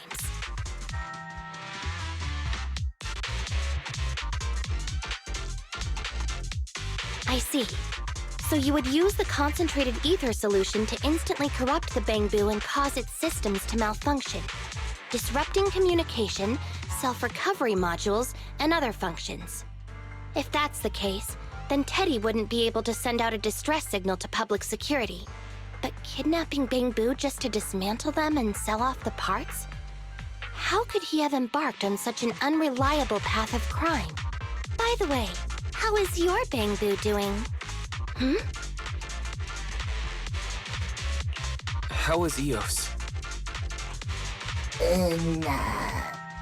He doesn't appear to have any cosmetic damage, but it seems like his intelligence has suffered a drop. Master, I have both good news and bad news. Tell me the bad news first. EOS is only capable of basic communication for the time being. The module for collecting holo data has been damaged by 87%. Please do not use it. As for the good news, there is no more bad news. Oh, Teddy has already been sprayed with the ether spray for several days. If we don't hurry, there'll be no hope of saving him. According to Bing Bong's account, There's still a whole pile of stolen bamboo in their hideout. We've detained Bing Bong, but if we don't act now, it'll alert the others. But no matter what, we must continue the rescue. What do you think, Faithin? Agreed. But Eos has been damaged. What should we do? Officer Qingyi, I believe it is time to use that technology, if you know what I mean. We sprung from the same stock. What need each the other fry? An AI calculating an AI. But it is a good idea. You mean that technology, right? Very well. Let's proceed. Very well. Let's proceed. Wait, you AIs? Mind explaining what you're talking about in human language? Affirmative. Translating communication into language that can be understood by humans. Using distributed computing, a portion of EOS's functions can be installed onto Officer Qingyi's system. Sorry, I'm still not catching on. Understood. I will attempt to explain EOS and Qingyi's distributed computing technology in layman's terms. You will use sensory sync with Officer Qingyi. By using distributed computing, you can immediately restore the ability to search the hollow as long as we can maintain stable communication. The risk of using this technology is that Officer Qingyi will also be affected by EOS's ether corruption. Oh, but... It matters not.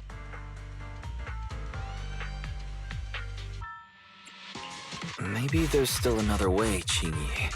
Don't worry. I'm a 01NG6 criminal investigation automaton. It's my duty to save every citizen of New Eridu. I'm not such a fragile existence like humans. Isn't that right, little Bamboo? I've granted you access to my interface, AI. Let's start the sync. Understood. Initiating sensory sync.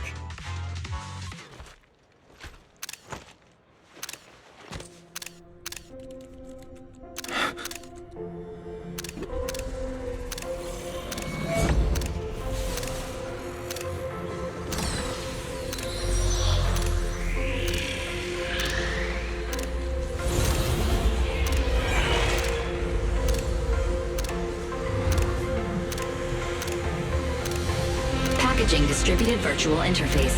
HDD unidirectional control on standby. Activate the connection.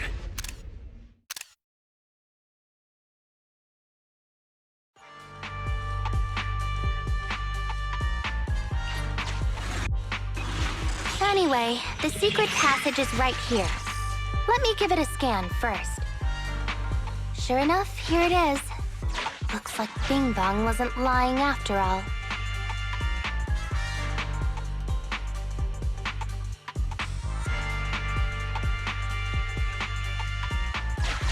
Everything's been scanned now. Go to the secret passage and take a look.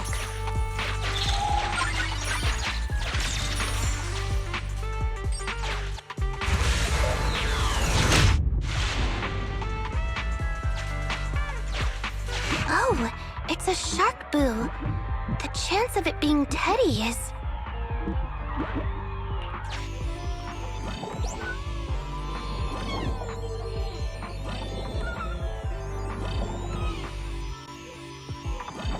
Master, your powers of deduction know no bounds. The identity of this shark boo cannot be ascertained, but it is not Teddy.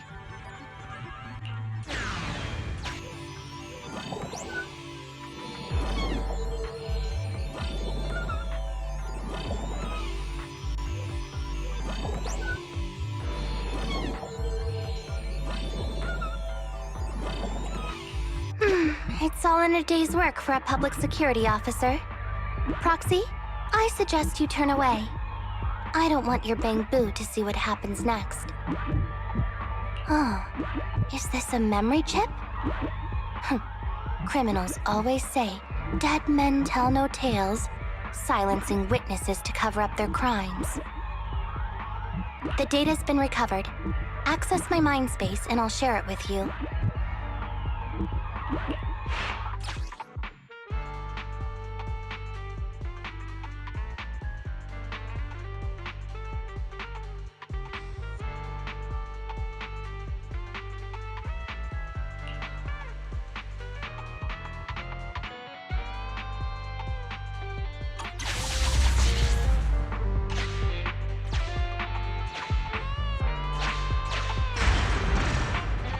They've used the shark boo as a switch to open up the secret passage.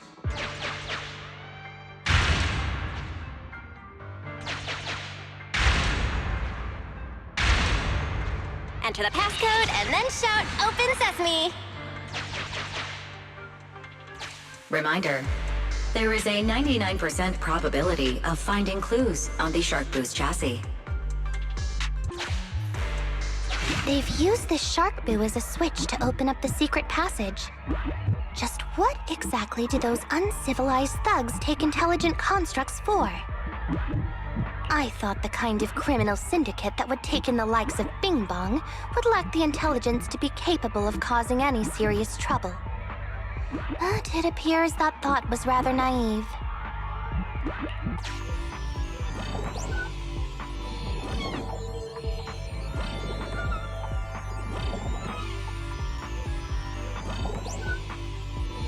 Although you fell victim to the Shark Boo's reflexive bite, fortunately, it has resulted in the discovery of the switch for the secret passage. Press it to open up the passage.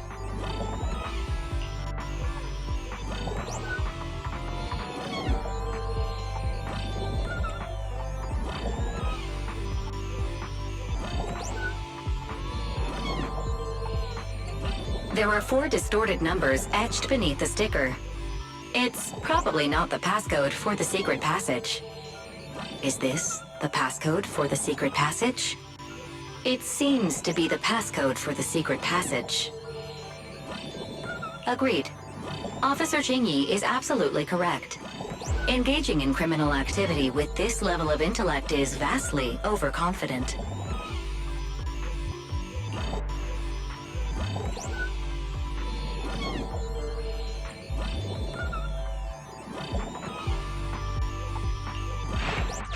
We've pieced together the clues. Time to exit the mind space.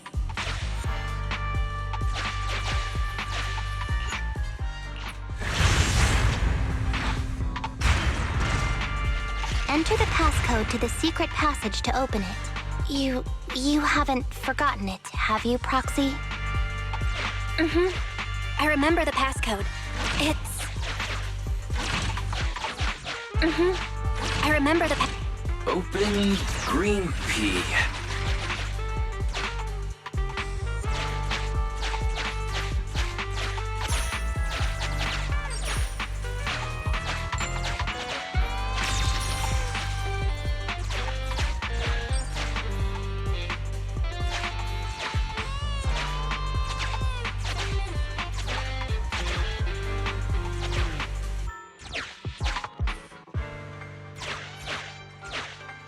Master, one of the thugs from the Bangbu Boonappers has been detected and is currently approaching your and Officer Qingyi's location. Your small size plus their limited intelligence have precluded your discovery for now. However, it is impossible to advance any further. Suggestion. Factoring in Officer Qingyi's current state and the 78.63% likelihood that she is currently overdoing it, I have taken the liberty of preparing 2 surprise strategies.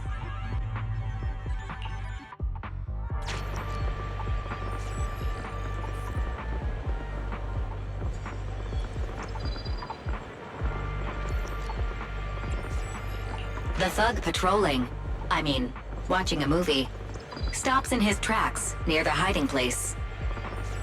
He's so close that you can even see he's watching Never Overtime on his phone.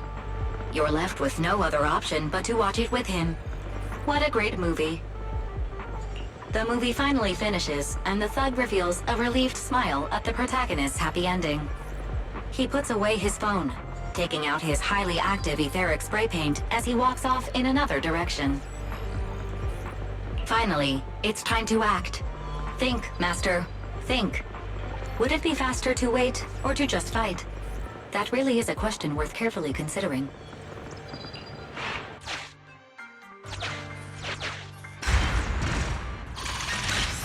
So many Bangbu, and they all need rescuing.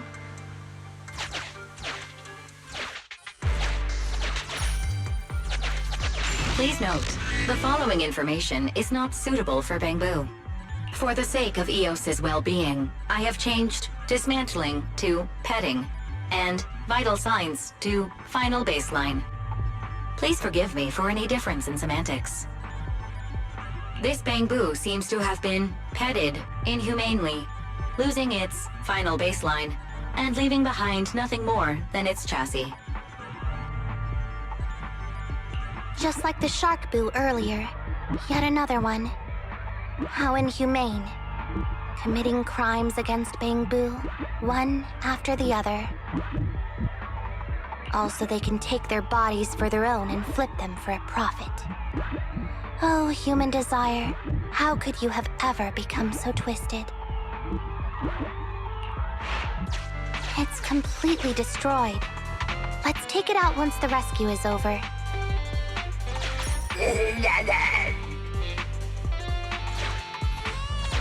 It's completely destroyed. Let's take it out once the rescue is over.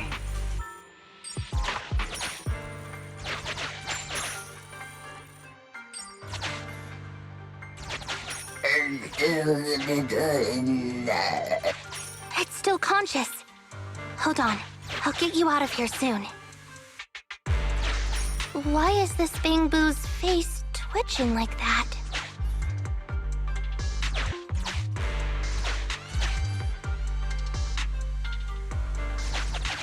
It's completely destroyed.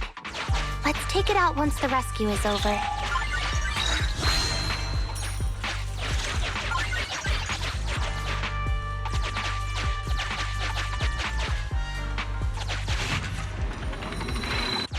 Sufficient gear coins paid.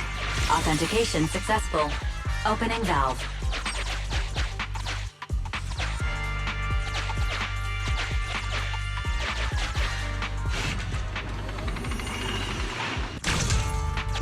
This door needs a key. Master, scans have detected a non-corrupted and conscious Avocabo. It has tried to lie down flat, but has instead been rocking back and forth by 0.5 millimeters at an incredibly high frequency. Hypothesis: the Avocabo tried to play dead, but ended up exposing itself in its state of panic. I am Officer Qingyi. You're safe now, Avocabo. Why is it shaking even more now? Could it be that it snuck into this hollow without permission, and now it's even more panicked?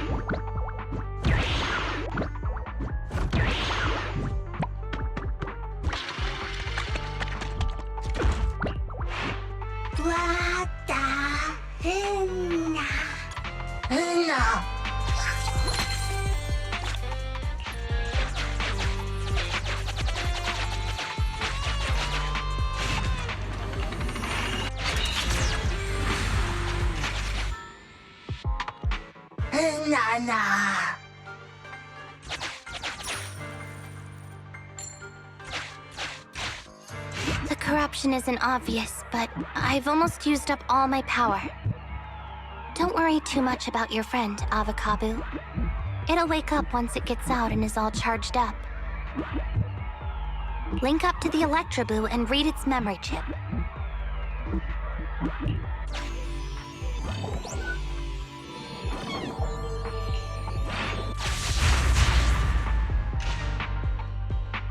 It's the POV of Electroboo. Looks like we've successfully accessed its memory. It shocked its way through the door lock using high voltage. That's no small feat. This is deep inside the Boonapper's base. It's huge. There are the guards, just as expected. I heard something. Huh? What's the Bangbu doing here? Is it an escapee? Don't move!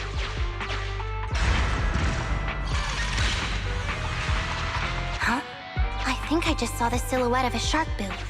Let me investigate. Hang on.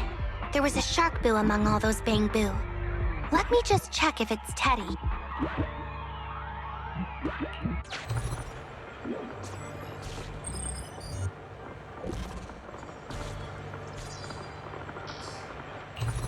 Teddy has a blemish on its ear from when it was protecting Holly once.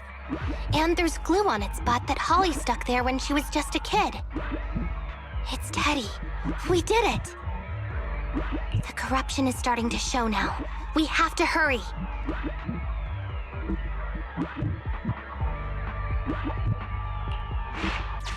Now that we know where Teddy is, how can we get in there?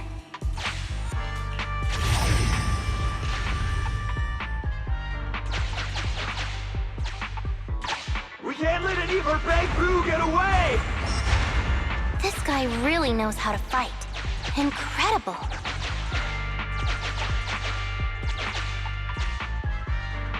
If the boss finds out about this, he'll talk my pay for a month. I'll find it!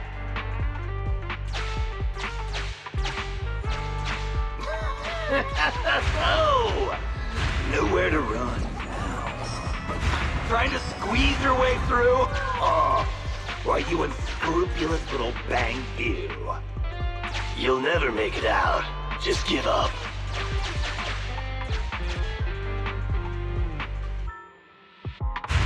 Ah!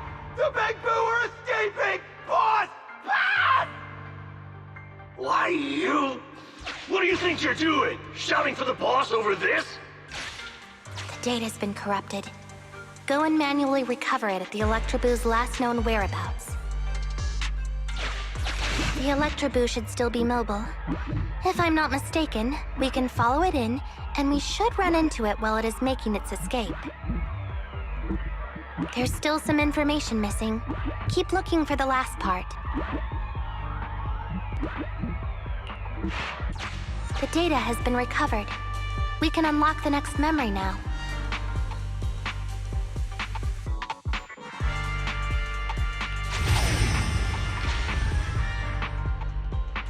This should be the Electroboo's memory of when it was attacked. Oh, the shocked Bangbu have started to come too.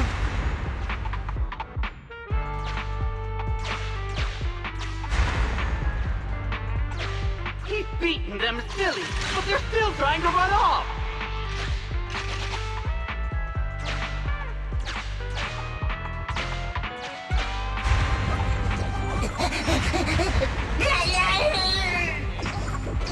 If you're not going to do this the easy way, we'll have to do it the hard way.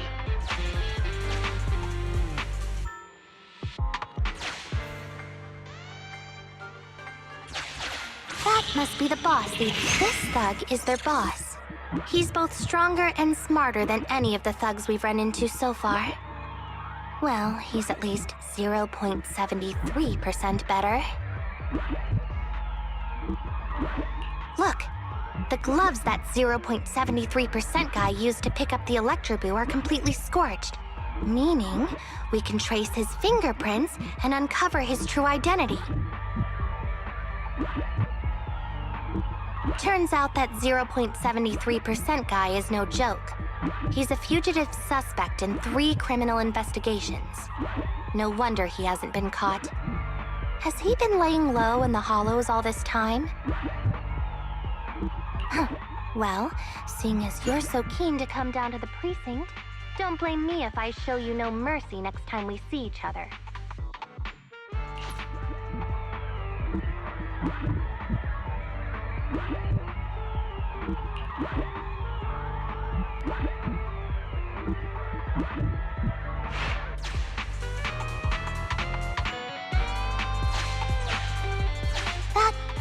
The Electroboo converts its last remnants of strength into electricity and releases it.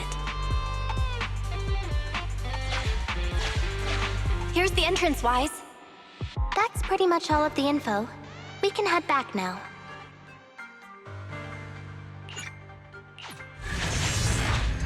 Lasenda! The Electroboo has been a real help. Let's head over to the secret passage.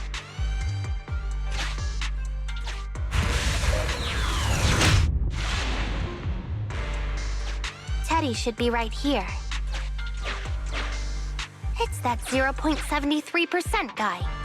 Take him out, and we can rescue Teddy. It's completely destroyed. Let's take it out once the rescue is over.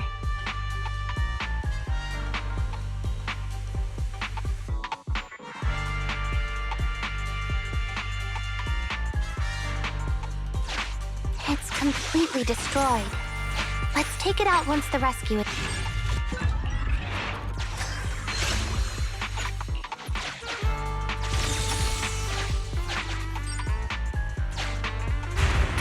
Out of the way.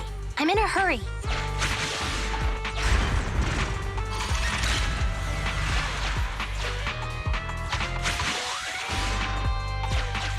It's completely destroyed. Let's take it out once the rescue is over.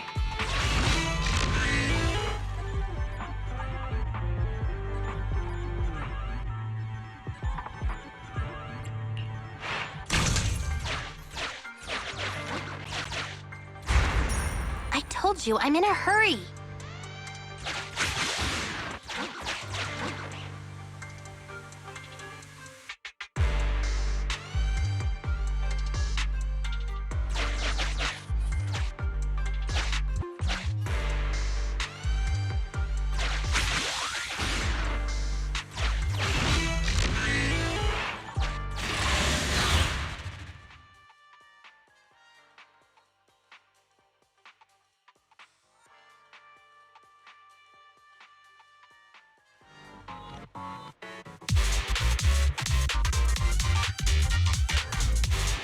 The pressure's so high.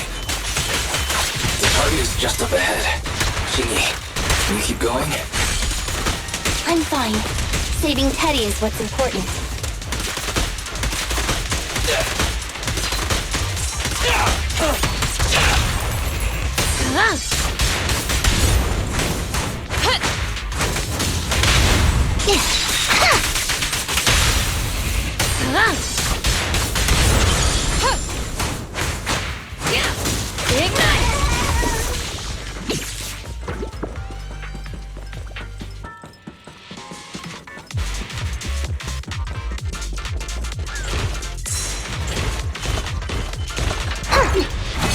We made it this far!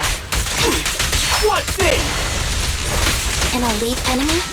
Now things are starting to get a bit tricky. Nevertheless, I'm still going to get all of the civilians out of here. None left behind. Starlight! Get out of my way! Prepare to burn! Starlight, shine bright!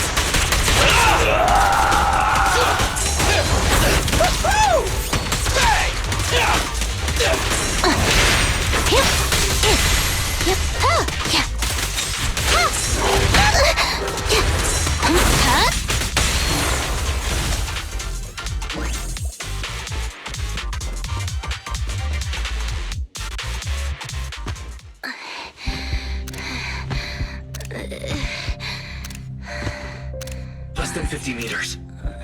The hollow exit is just up ahead.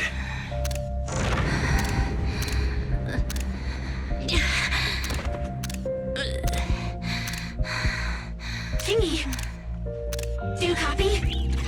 Can you make it? Humans. Such an interesting species. These aren't living creatures. Yet they won't abandon them, no matter what. This obsession, longing, and suffering. Is that what life truly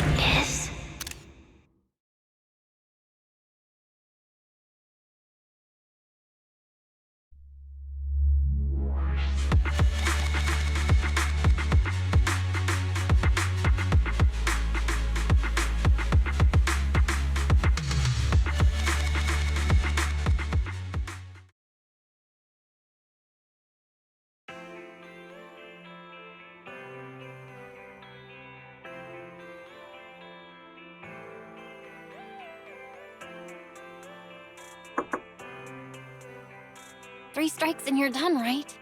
We've already had public security's help 3 times now. Why don't we just skip today?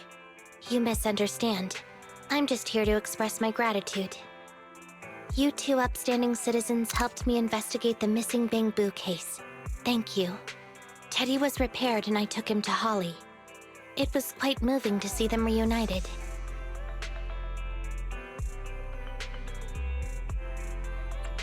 No need to be so polite, Qingyi. We didn't do much, so there's really no need to thank us. Right.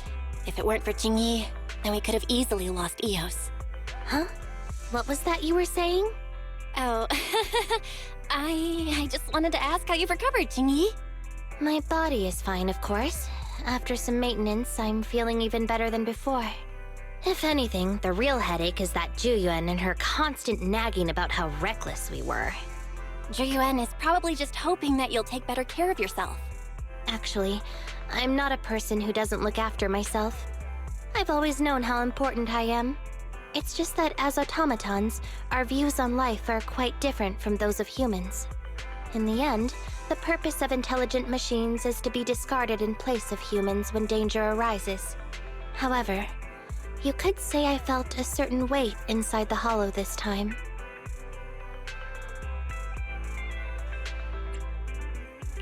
Huh? What do you mean by weight? Did you pick up something heavy? Well, I guess I could say that I understood the weight of life. I don't know. Maybe I've been affected by humans somehow. Actually, it doesn't matter if we're talking about a Bangbu or you, Qingyi.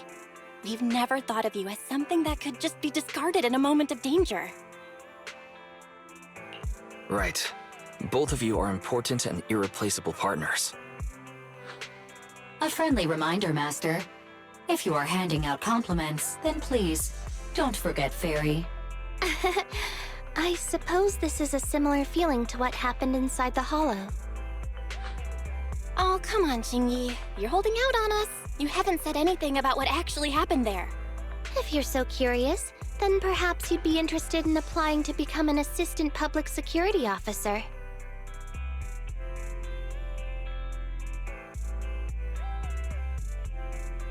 Become a public security officer? I don't think that would suit me.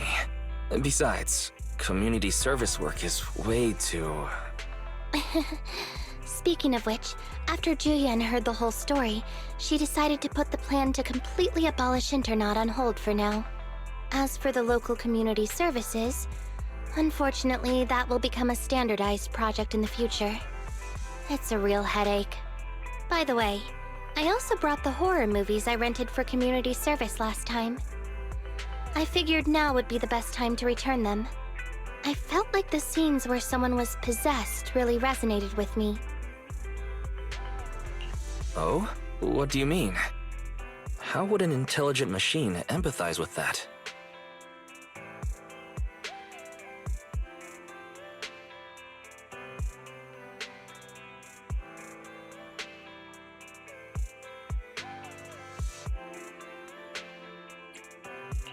Luckily, Eos is out running errands. Huh? When did you get here? Eos, I mean, Bangbu 01! No. The feeling of being possessed is indeed unbearable. But it really does seem to make you stronger, doesn't it? Yeah.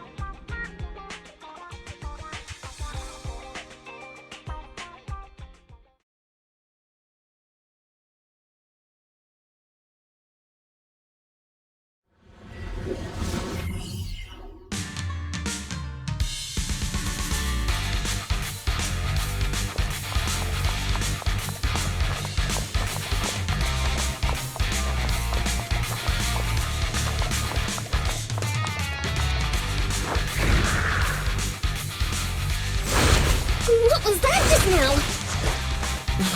Piper! Let's get up and find out. Weird enemy! We can't let our guard down.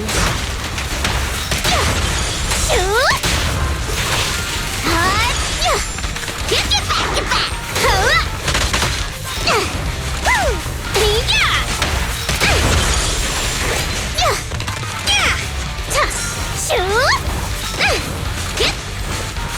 What? Where'd it go?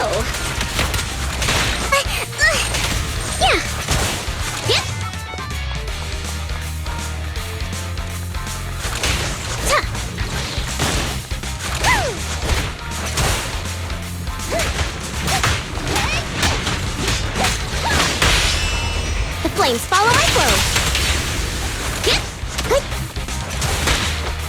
Backup is here.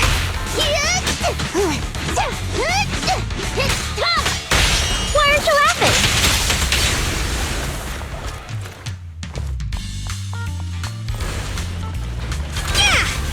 We meet again, you big lump. Miss me? Why are you acting like you know it? You kid.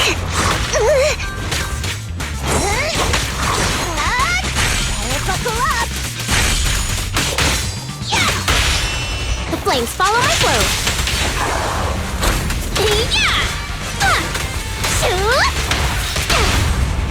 Hey!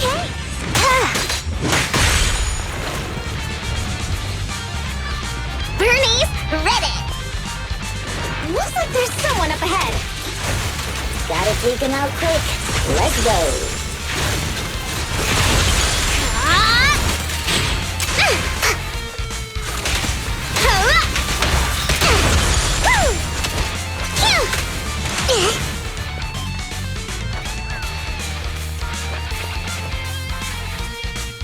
Thank you.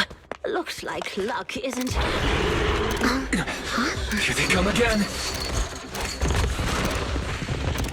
It's still not over? Don't worry.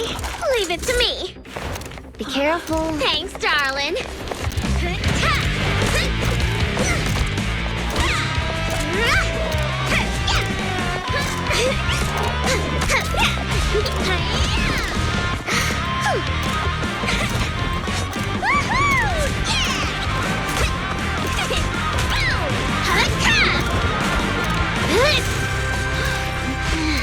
Burnice, it's about time we wrap this up. Alrighty. This is my latest formula. Bottoms up.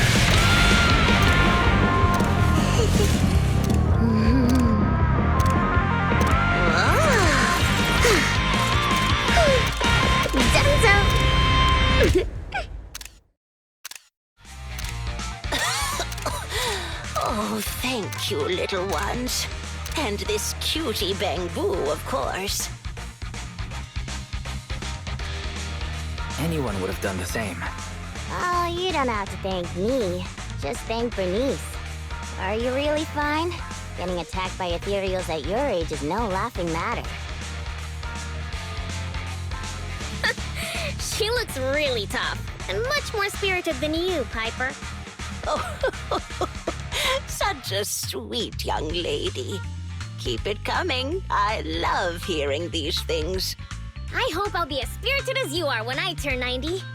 Oh, I'm not 90 years old. Burnice, is that your name? Thank you for rescuing me. I want to do something for you in return. Where do you work? I'll write you a thank you letter. Getting a thank you letter for doing a good deed is so not rock and roll for a biker gang from the outer range. Oh, is that so? Then do you want money? I have a lot of it. No, money can't convey my gratitude. Wait, don't be so quick to decide. Burnice. Hey, Burnice, say something. You're right. There's no need to give us money. Money was the furthest thing from our minds when we saved you. Please, just take care of yourself and live a healthy life until you're 90. Oh, I want to live longer than that. But you really are a nice young lady. All right, then please take this. It'll bring you good luck. Is that a lottery ticket? I grabbed one while passing by the store. The friendly clerk there chose the numbers for me. My palms started getting hot when I purchased it, so I think it's a lucky ticket. I've lived more than enough years to know that this is a sign of Lady Luck smiling at me. I'm sure it's worth at least 2 million. Whoa! 2 million? I'm gonna fill a swimming pool with nitro fuel and make Piper teach me how to swim! But I don't know how to swim either. Is it already getting to your head?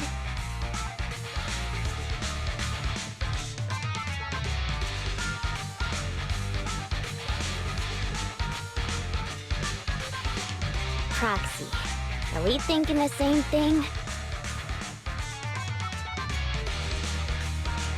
About how the lottery ticket got to Burnice's head? Of course. Burnice's endearing quality is her unwavering optimism. That's what I love about her. So I don't want to see her feeling down. Reality always brings you down, doesn't it? Though it's a pain, I'll take it upon myself to remind her of the reality. Hey! You're back! Guess what I'm thinking about? 3, 2, 1. That's right! I'm thinking about how we should split that huge prize of $2.5 million between the 3 of us. We only left for 10 minutes and the prize money has already grown by an imaginary 500,000? I wish my stocks could do that. Oh, I thought you'd be happy, Piper. Didn't you always like discussing the lottery with other truck drivers? It's not the actual tickets we love. It's the prize money. Burnice, listen to me. Lottery tickets are a mix of statistics and pure dumb luck. But in the end, it's 95% statistics and 5% the dark side of society. Got it? I don't get it at all! I hope you never do. It's too complicated for me to explain in detail. But a bet casually placed with numbers picked by the store, you might have a slim chance of winning a small prize. A big prize? No way. But the results haven't been announced yet. It's too early to say there's no way. Don't give me one of those sports comic book lines like, the opponent's at their match point, but we haven't lost yet. Anyone who's made a bet knows miraculous victories only happen in comics. Let me take a look at the ticket. The time on the ticket's still there, so it should be for tonight's draw. Oh, on TV? Cool! Can't wait! Hey, Proxy, I need to talk to you. It's practically impossible for this ticket to win, but I don't want Burnice to be alone when she gets disappointed. So... Burnice, let's head over to the video store on 6th Street to watch the draw, okay? We can watch it together.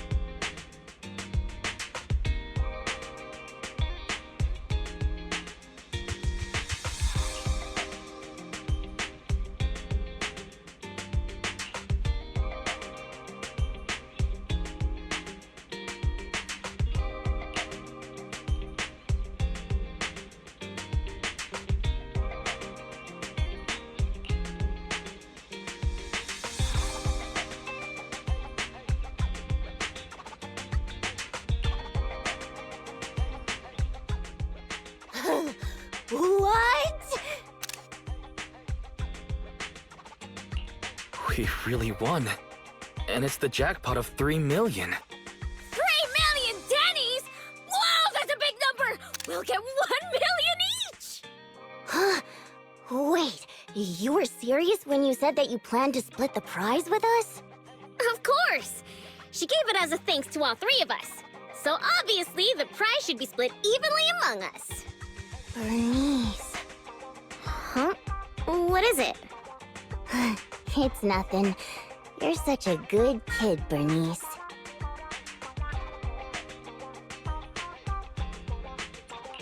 Thank you, Burnice. To be honest, this money is a real lifesaver. What's with the sudden praise? I just did what anyone would do. You two would do the same in my shoes, right?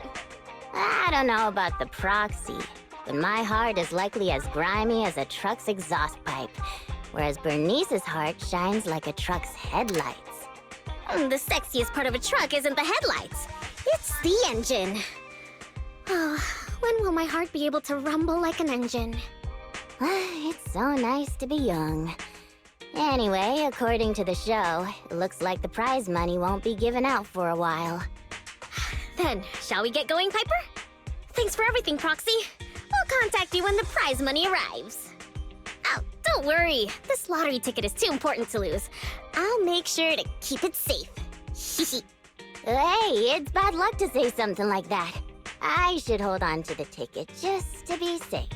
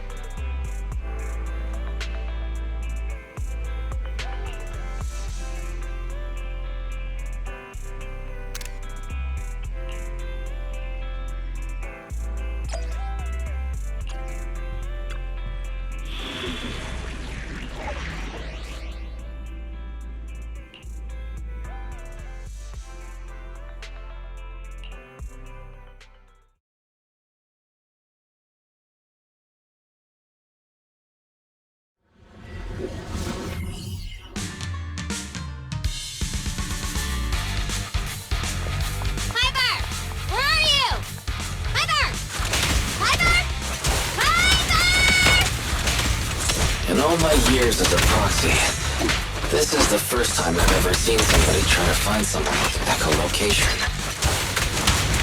We can't have gotten that far. We'll be able to hear.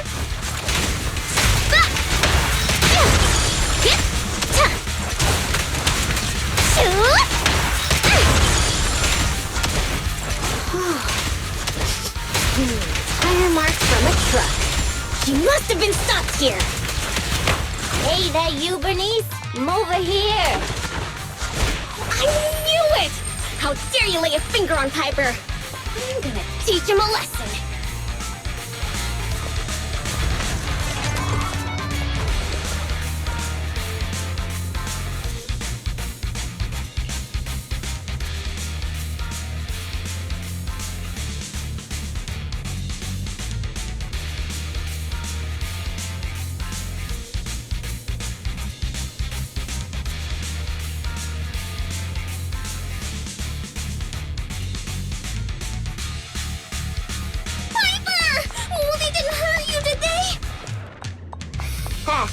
Those greenhorns couldn't hurt a flea.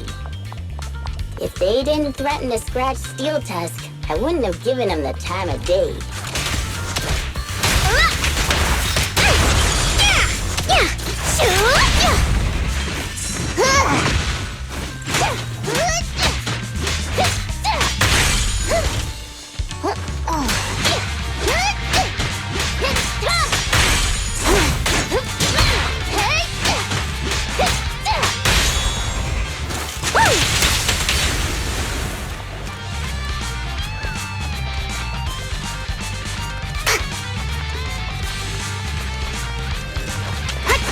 Actually, I've seen them somewhere before.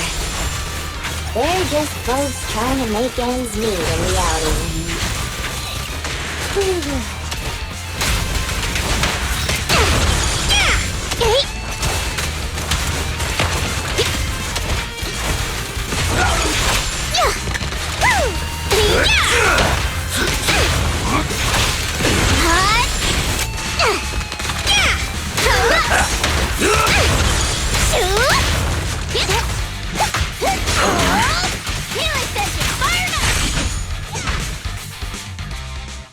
Boss, I already told you.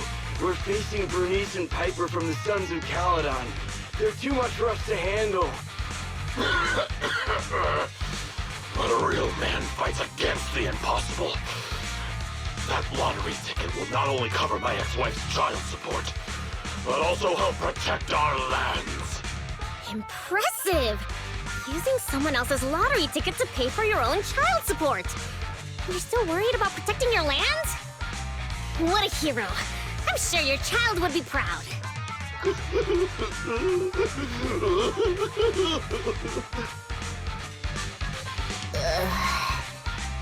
Trust me, Burnice doesn't mean any harm.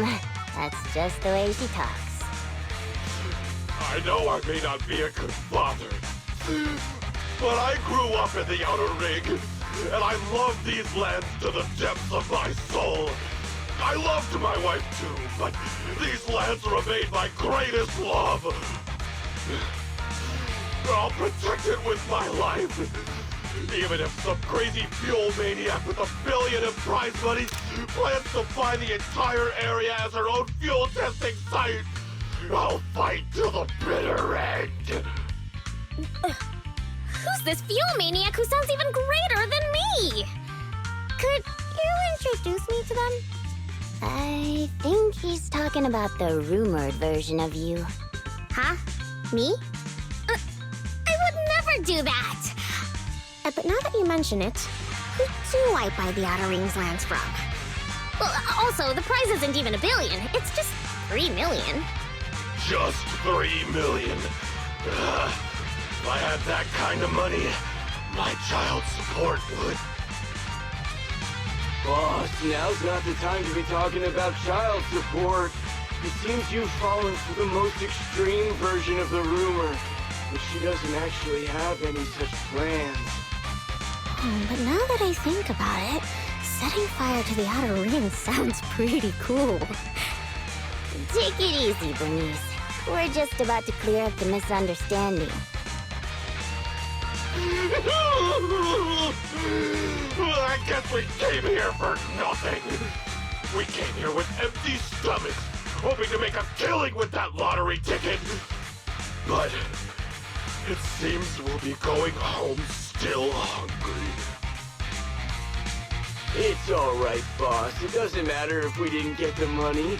The other's low blood sugar has improved tremendously. It won't be like last time when Dickie fainted in that ethereal nest. Oh, wait. Just wait a minute. You're the ones who came charging at us. But now you're trying to put on a sad, starving act? Now we're the bad guys? Hey, Burnice, say something. Okay, I've decided. Dare I ask what you've decided? To provide self-service snacks during the first Burnice Cup 7 Days and Nights Unlimited Drinking Festival, of course. A heart needs more than nitro fuel to keep pumping. Did I miss something? The first what? The first Burnice Cup 7 Days and Nights Unlimited Drinking Festival. What's that? I haven't mentioned it to you? Oh, I don't think I have. Well, it's all right. I can just tell you now. I plan to use my 1 million to buy different flavors of premium nitro fuel and drink with everyone in the outer ring for 7 days and nights straight. What do you think? I'm sure everyone will love it. Are you serious? Free nitro fuel and snacks? And we're all invited? Boss, you're not dreaming. It's a promise straight from Burnice of the Sons of Caledon. Yep, that's right. You can even bring along your ex-wife and daughter. Oh, wait. How old is your daughter?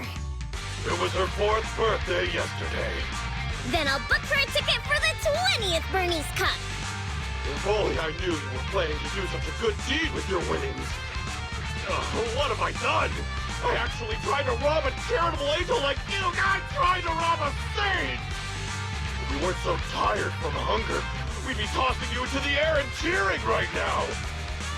Wow, I want to get tossed up in the air. The next time you see me, you have to toss me. It's a promise. Of course we will! We'll get going then. Bye! Proxy said the nearest hollow exit is over there.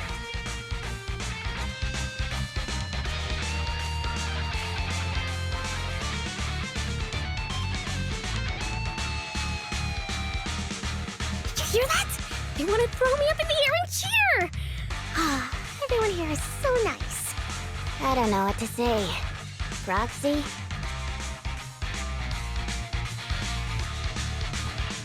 What a touching scene. But Burnice, you said you wanted to spend all of it on a nitro fuel party? Were you serious? Absolutely! I've been wanting to do it since before I had 1 million. Oh, everyone's gonna be so happy! Don't tell me you want my idea. You can host a nitro fuel party, but it can't be called the Burnice Cup. You've got to come up with your own name. Oh, don't worry. We would never consider doing something like that. Compared to you, the Proxy and I are normal people, as ordinary as they come. We have lots of things we want to do and spend our money on. That's why we'll spend our money on improving our own lives. Right, Proxy?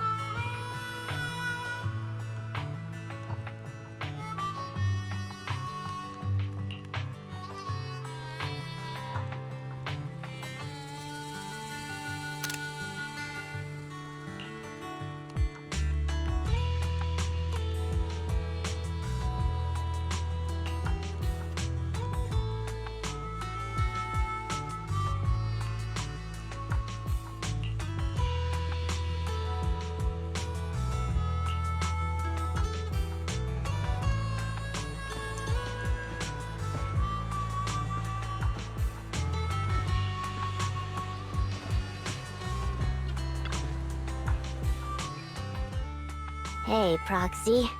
How have you been? A lot of things have happened.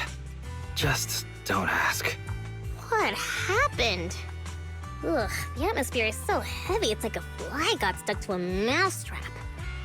What happened to the smile you had when leaving with the 1 million that day? An adult's smile vanishes with their money. It's gone? 1 million is still a huge sum after tax. But it's gone already? I know you've been modifying Steel Tusk. Did you make it run on Denny's or something? Not quite, but close. You know, I've been trying to improve Steel Tusk's performance. So, once I had the money, I immediately started searching for the best parts on the market. That's when someone contacted me, saying there was a top-of-the-line truck engine that came from a source with an interesting backstory. Oh, it was such a beauty. I bought it as soon as I saw it, didn't even haggle. Burnice, you were there at the test drive after we installed it on Steel Tusk, right? Oh, I remember! Steel Tusk won't lose to any vehicle in a contest of speed now. Too bad it ran out of gas after just 3 kilometers, or I would have driven it for the entire day. That's the problem. I used premium fuel, but the engine's design sacrifices efficiency for power. With the heavy truck and cargo, even a full tank only lasts 3 kilometers. Yeah, Steel Tusk's fuel efficiency does seem to have a problem. 3 kilometers? Ugh, that's like a school bus. Obviously, I had to do something about it. I even considered reinstalling the old engine, but I knew I couldn't go back after I put my hands on its steering wheel and got a taste of its speed. So, I needed another solution. Call me desperate, but I bought every exotic energy-saving part I could find on the market, consulted an expert who charged 10,000 Denny's per hour, and even tried to modify the engine myself. Well, long story short, I spent all that money for nothing. It's so touching. You're like a husband who won't give up on his terminally ill wife. Don't say my wife. No, I mean, don't say my truck is terminally ill. Piper, it really hasn't been easy for you. Before coming here, I thought I had it worse than everyone else. You too, Proxy? I know you citizens of New Eridu pay several times more tax than us, but even then, how expensive could it be to modify your little car?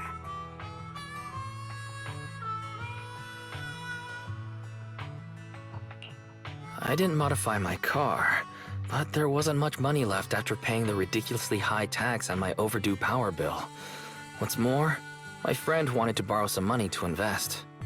I think people in our situation should just stay away from investments, let alone lending money to a friend to invest. On the bright side, the prize money hasn't disappeared, it's just turned into an IOU. Stay positive and hopeful like Burnice, and maybe one day you'll see the money again? Aw, thanks for the compliment. I wasn't... fine. I was complimenting you. It looks like you used your prize money in the best way possible. The Proxy and I both thought this money could change our lives, but the happiness didn't last, and life feels even more difficult now. The Proxy has to worry day and night about the return on investment, while I constantly worry about how long Steel Tusk can keep running. How did this happen? Burnice, what was on your mind when you spent that money? What was on my mind? I don't think there was anything on my mind, really. How come you always notice things in life that need changing? Oh, is it because you're smart and observant? I have everything I want. I have fuel, nitro fuel, and the best friends in the world. When something new comes up, I'll take it in stride. Like how you were new to me, Proxy, but now we're friends. And I know that you like me for me, so I don't need to change anything about myself. Not that I would. Not for you, anyone, or anything. That's why I'm dragging you two along with me to complete commissions, even though I know you're both in a bad mood. Maybe you'll cheer up after getting some action. fine. I gotta work hard for next month's power bill.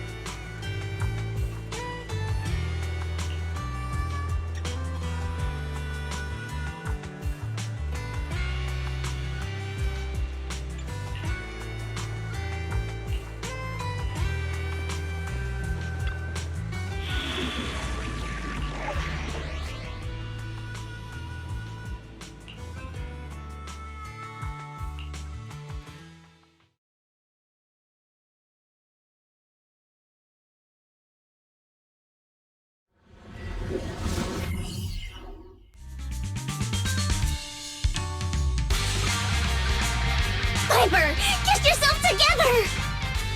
I'm totally together.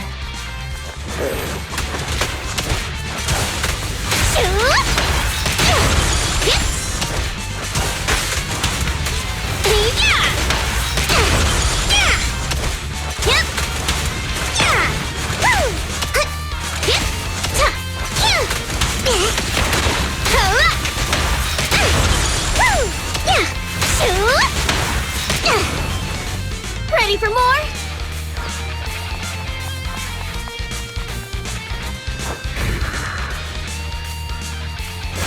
What was that just now? Let's catch up with them.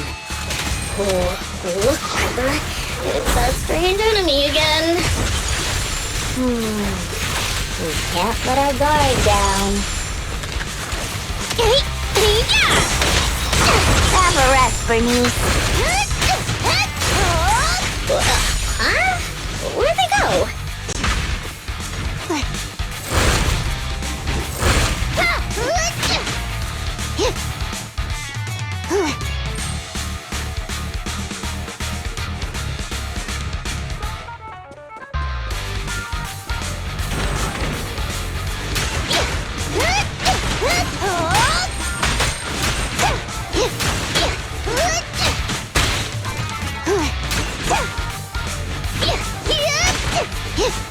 Let's grab a nitro fuel together!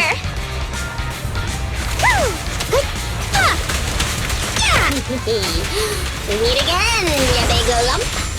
Miss me? Wait. Don't you think this all feels strangely familiar? Huh? Does it?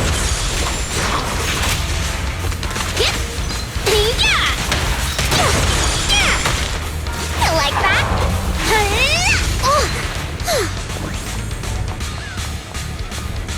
Is that somebody up ahead? Wouldn't be surprised if there was.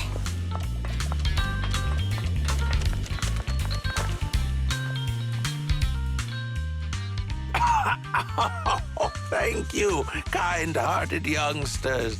And this cutie Bang Boo, of course. I'm glad you're okay.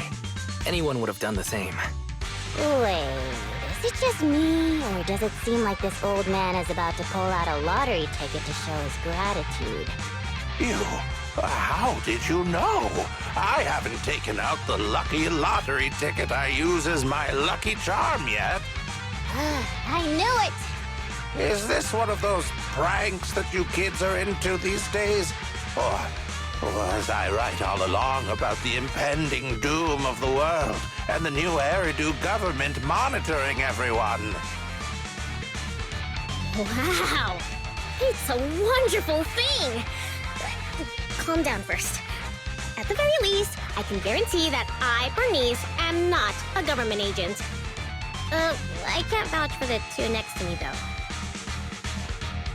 Hey, you've known us for ages. Vouch for us. Oh, fine. Since you look like my first love when she was young, I'll take your word for it. Here, take this lottery ticket. It'll bring you good luck. Thanks! Is this a miracle lottery ticket that can win 3 million? A miracle? Miracles are worth so much more than just 3 million. Since I started carrying this lottery ticket, I've never had a bad day. Such an incredible streak of luck is worth more than 30 million. Amazing! Is 30 million enough to transform a volcano into a nitro fuel fountain? 30 mil? I don't need that much. 10 million is more than enough to solve all of Steel Tusk's problems.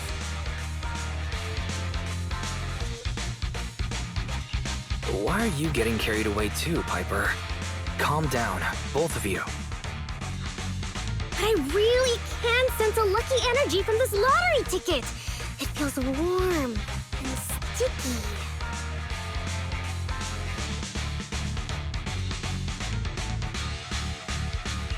That's probably the old man's hand sweat. Come to your senses, Burnice. Proxy, stop overthinking things. This 30 million could ease all the hardships of an adult's weary life. Now's the time to celebrate. If I were in the car, I'd be honking like mad. Oh no. Piper's pupils have become Denny signs. I've only ever seen that happen to one person before.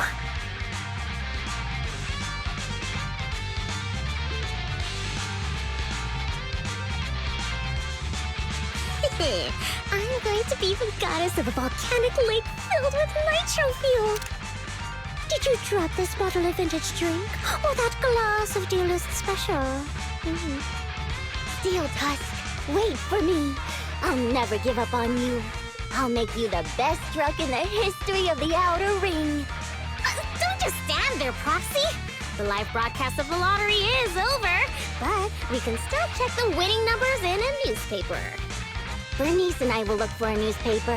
We'll wait for you to come and witness this miracle moment.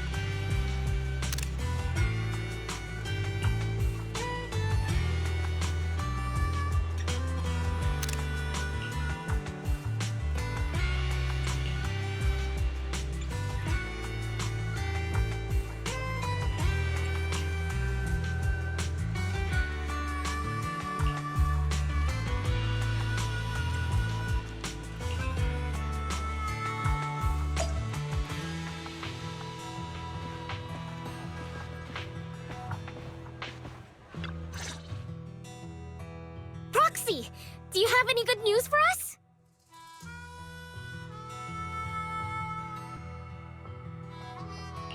I do have good news, but I also have bad news. I strongly suggest that you hear the bad news first. No, I want to hear the good news first. I think it's about time something good happened in my life. I want to hear the good news too! I'm the type who always hears the good news first. We won the 30 million jackpot. I knew it! I knew it! I don't want to spoil the party, but there's still the bad news. The ticket was issued more than a year ago. I checked the conditions, and the redemption period is 1 year. The redemption period ended 1 month ago, which means the prize money has been returned to the pool. No way! So you're saying we have no claim to the 30 million anymore? If you think about it from another perspective, maybe the 3 million we won before is part of this 30 million! What do you think, Piper? Does thinking about it like that make you feel better?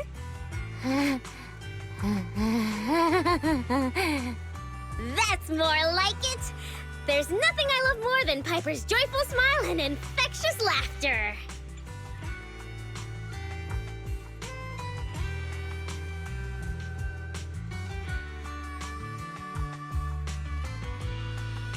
Piper? You okay? I totally understand your disappointment. You don't need to force yourself. I knew it. There's no such thing as a free lunch. I once thought I understood everything, but now I know that I don't understand anything at all.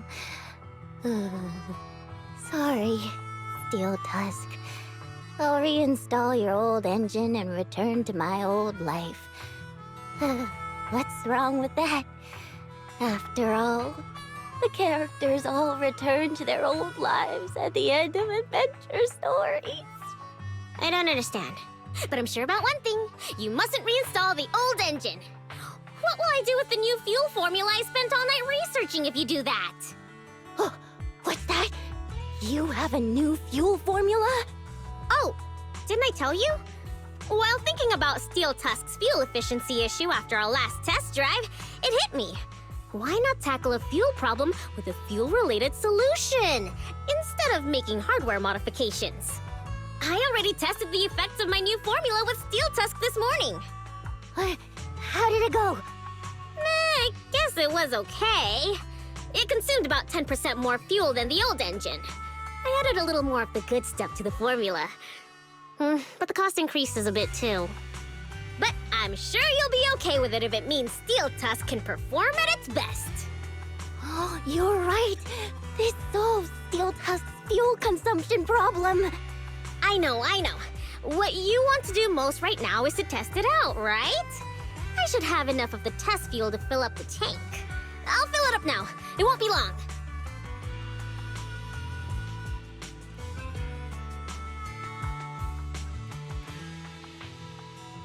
She's so amazing. The charm of a return to everyday life ending. Perhaps it's because the everyday includes friends like Burnice and you, Proxy. Compared to suddenly getting rich and feeling lonely after a major life change, maybe this isn't so bad. No, I still really want to get rich. What should I do?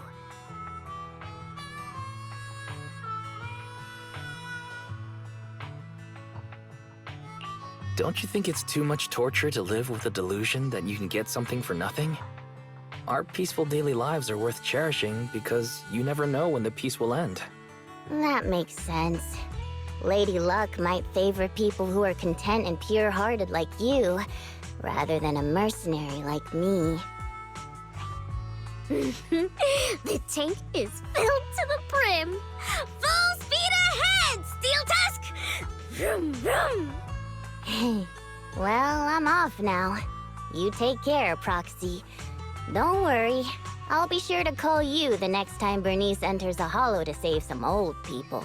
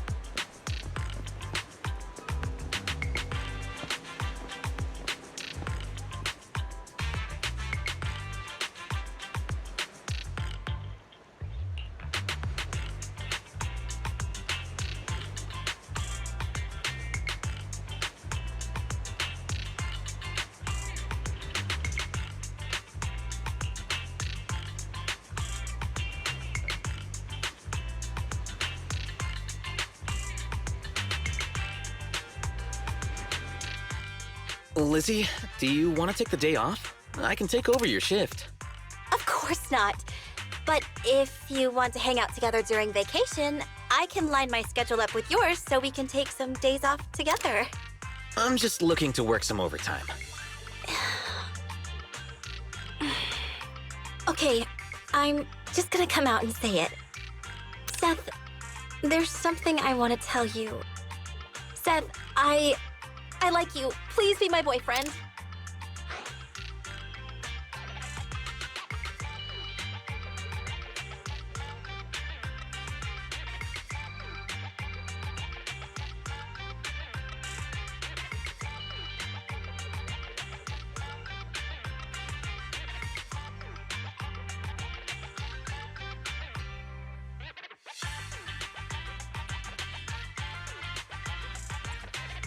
Hey, Seth!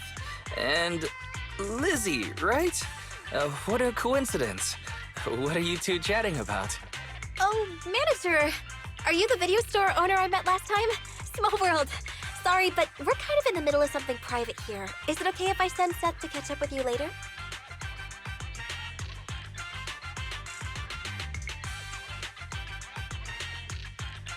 I'm sorry, Miss Lizzie, but I have urgent matters to discuss with Seth, too. Don't worry, manager. I just need to answer Lizzie's question first. It won't take long. Lizzie, I don't want to be your boyfriend.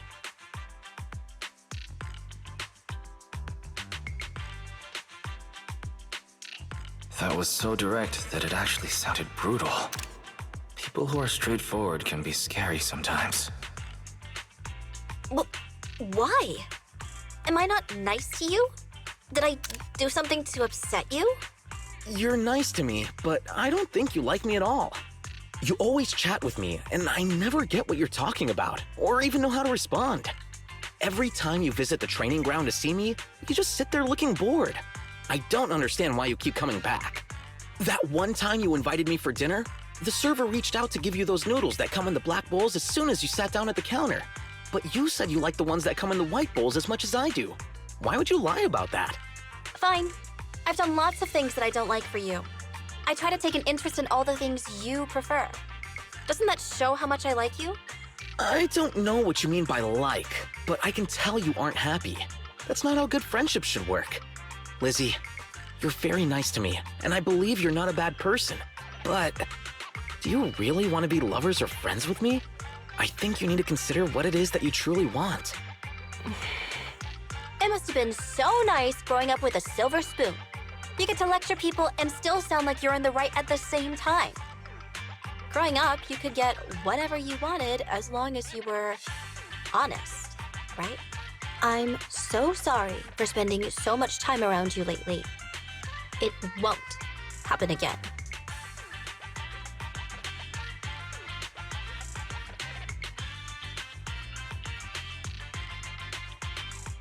Well, it's done.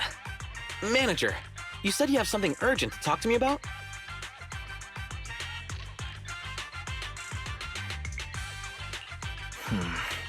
It might be pointless to bring this up now, but I ran into Lizzie at the noodle shop the other day.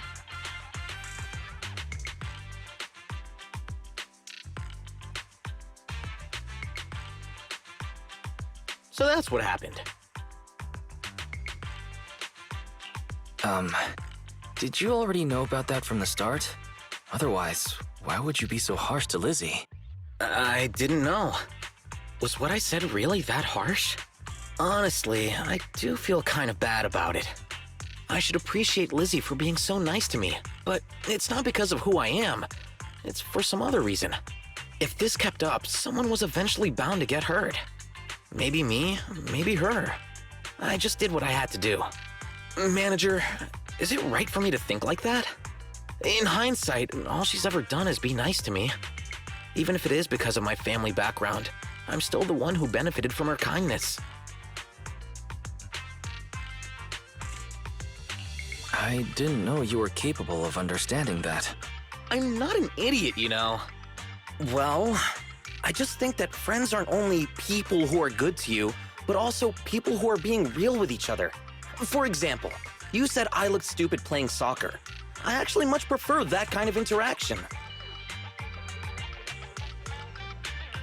I see. You enjoy getting dissed.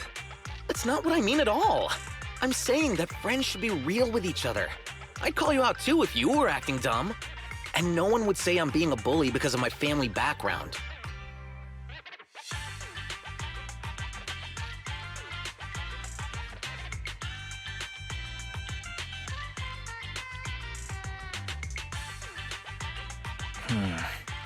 I have a question for you, Seth. In your opinion, what counts as being real with each other? There are things I haven't told you either. That doesn't matter at all. Being honest doesn't mean we have to tell each other everything. I'm not interested in knowing what color toothbrush you have, or who your childhood crush was, or whatever. I'm not a kid anymore, you know? There are surely things about you that I am not aware of, but what's the big deal? I know you genuinely want to be my friend because you like me for me, and that's what counts. You're right. I'm happy that you consider me a friend. Yeah, same here. Qingyi always says that real friends are hard to come by, so I need to cherish the ones I have. Ugh. Why does it sound so corny when I say it? Whatever. This whole conversation is too much work. You get what I mean, right?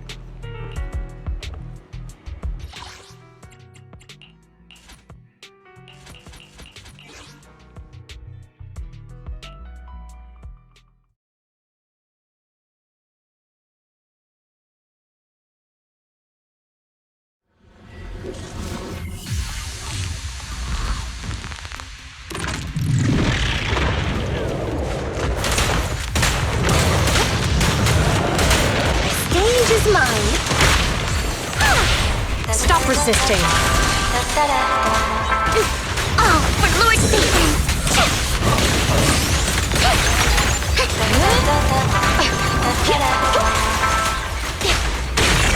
Oh my! How dare! An opening! Just this one.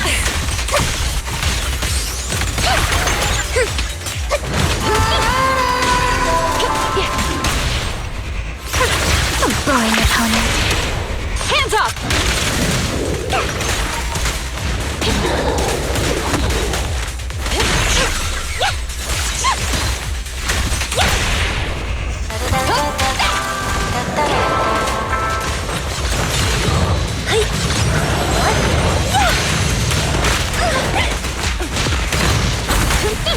Let my song move everyone.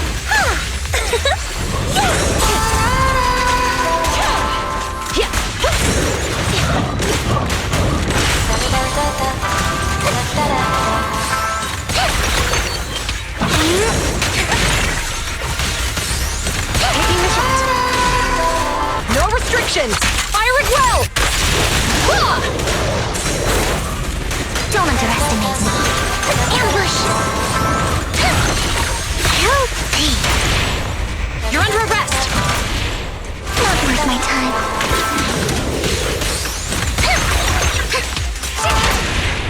What? Don't blink now. Where are you looking? Worms belong in the dirt. Don't you know? Get my trust sturdy and look pay.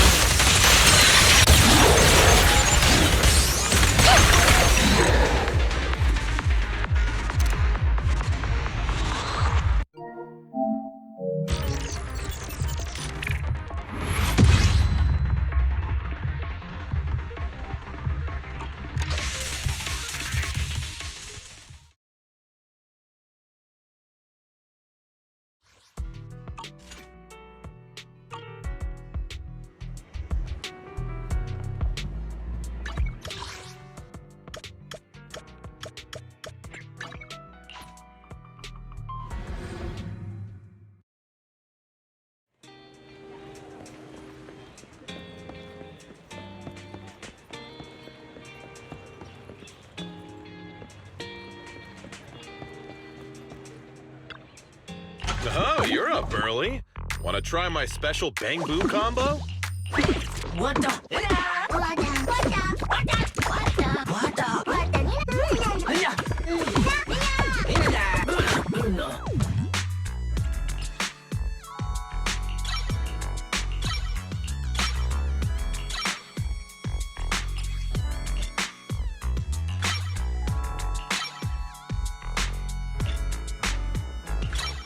I got plenty of new ideas.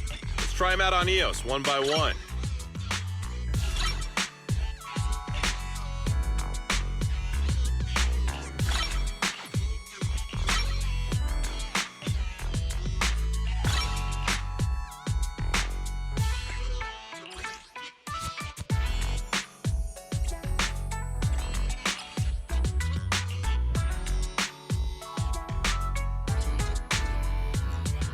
I got plenty of new ideas. Let's try them out on EOS one by one.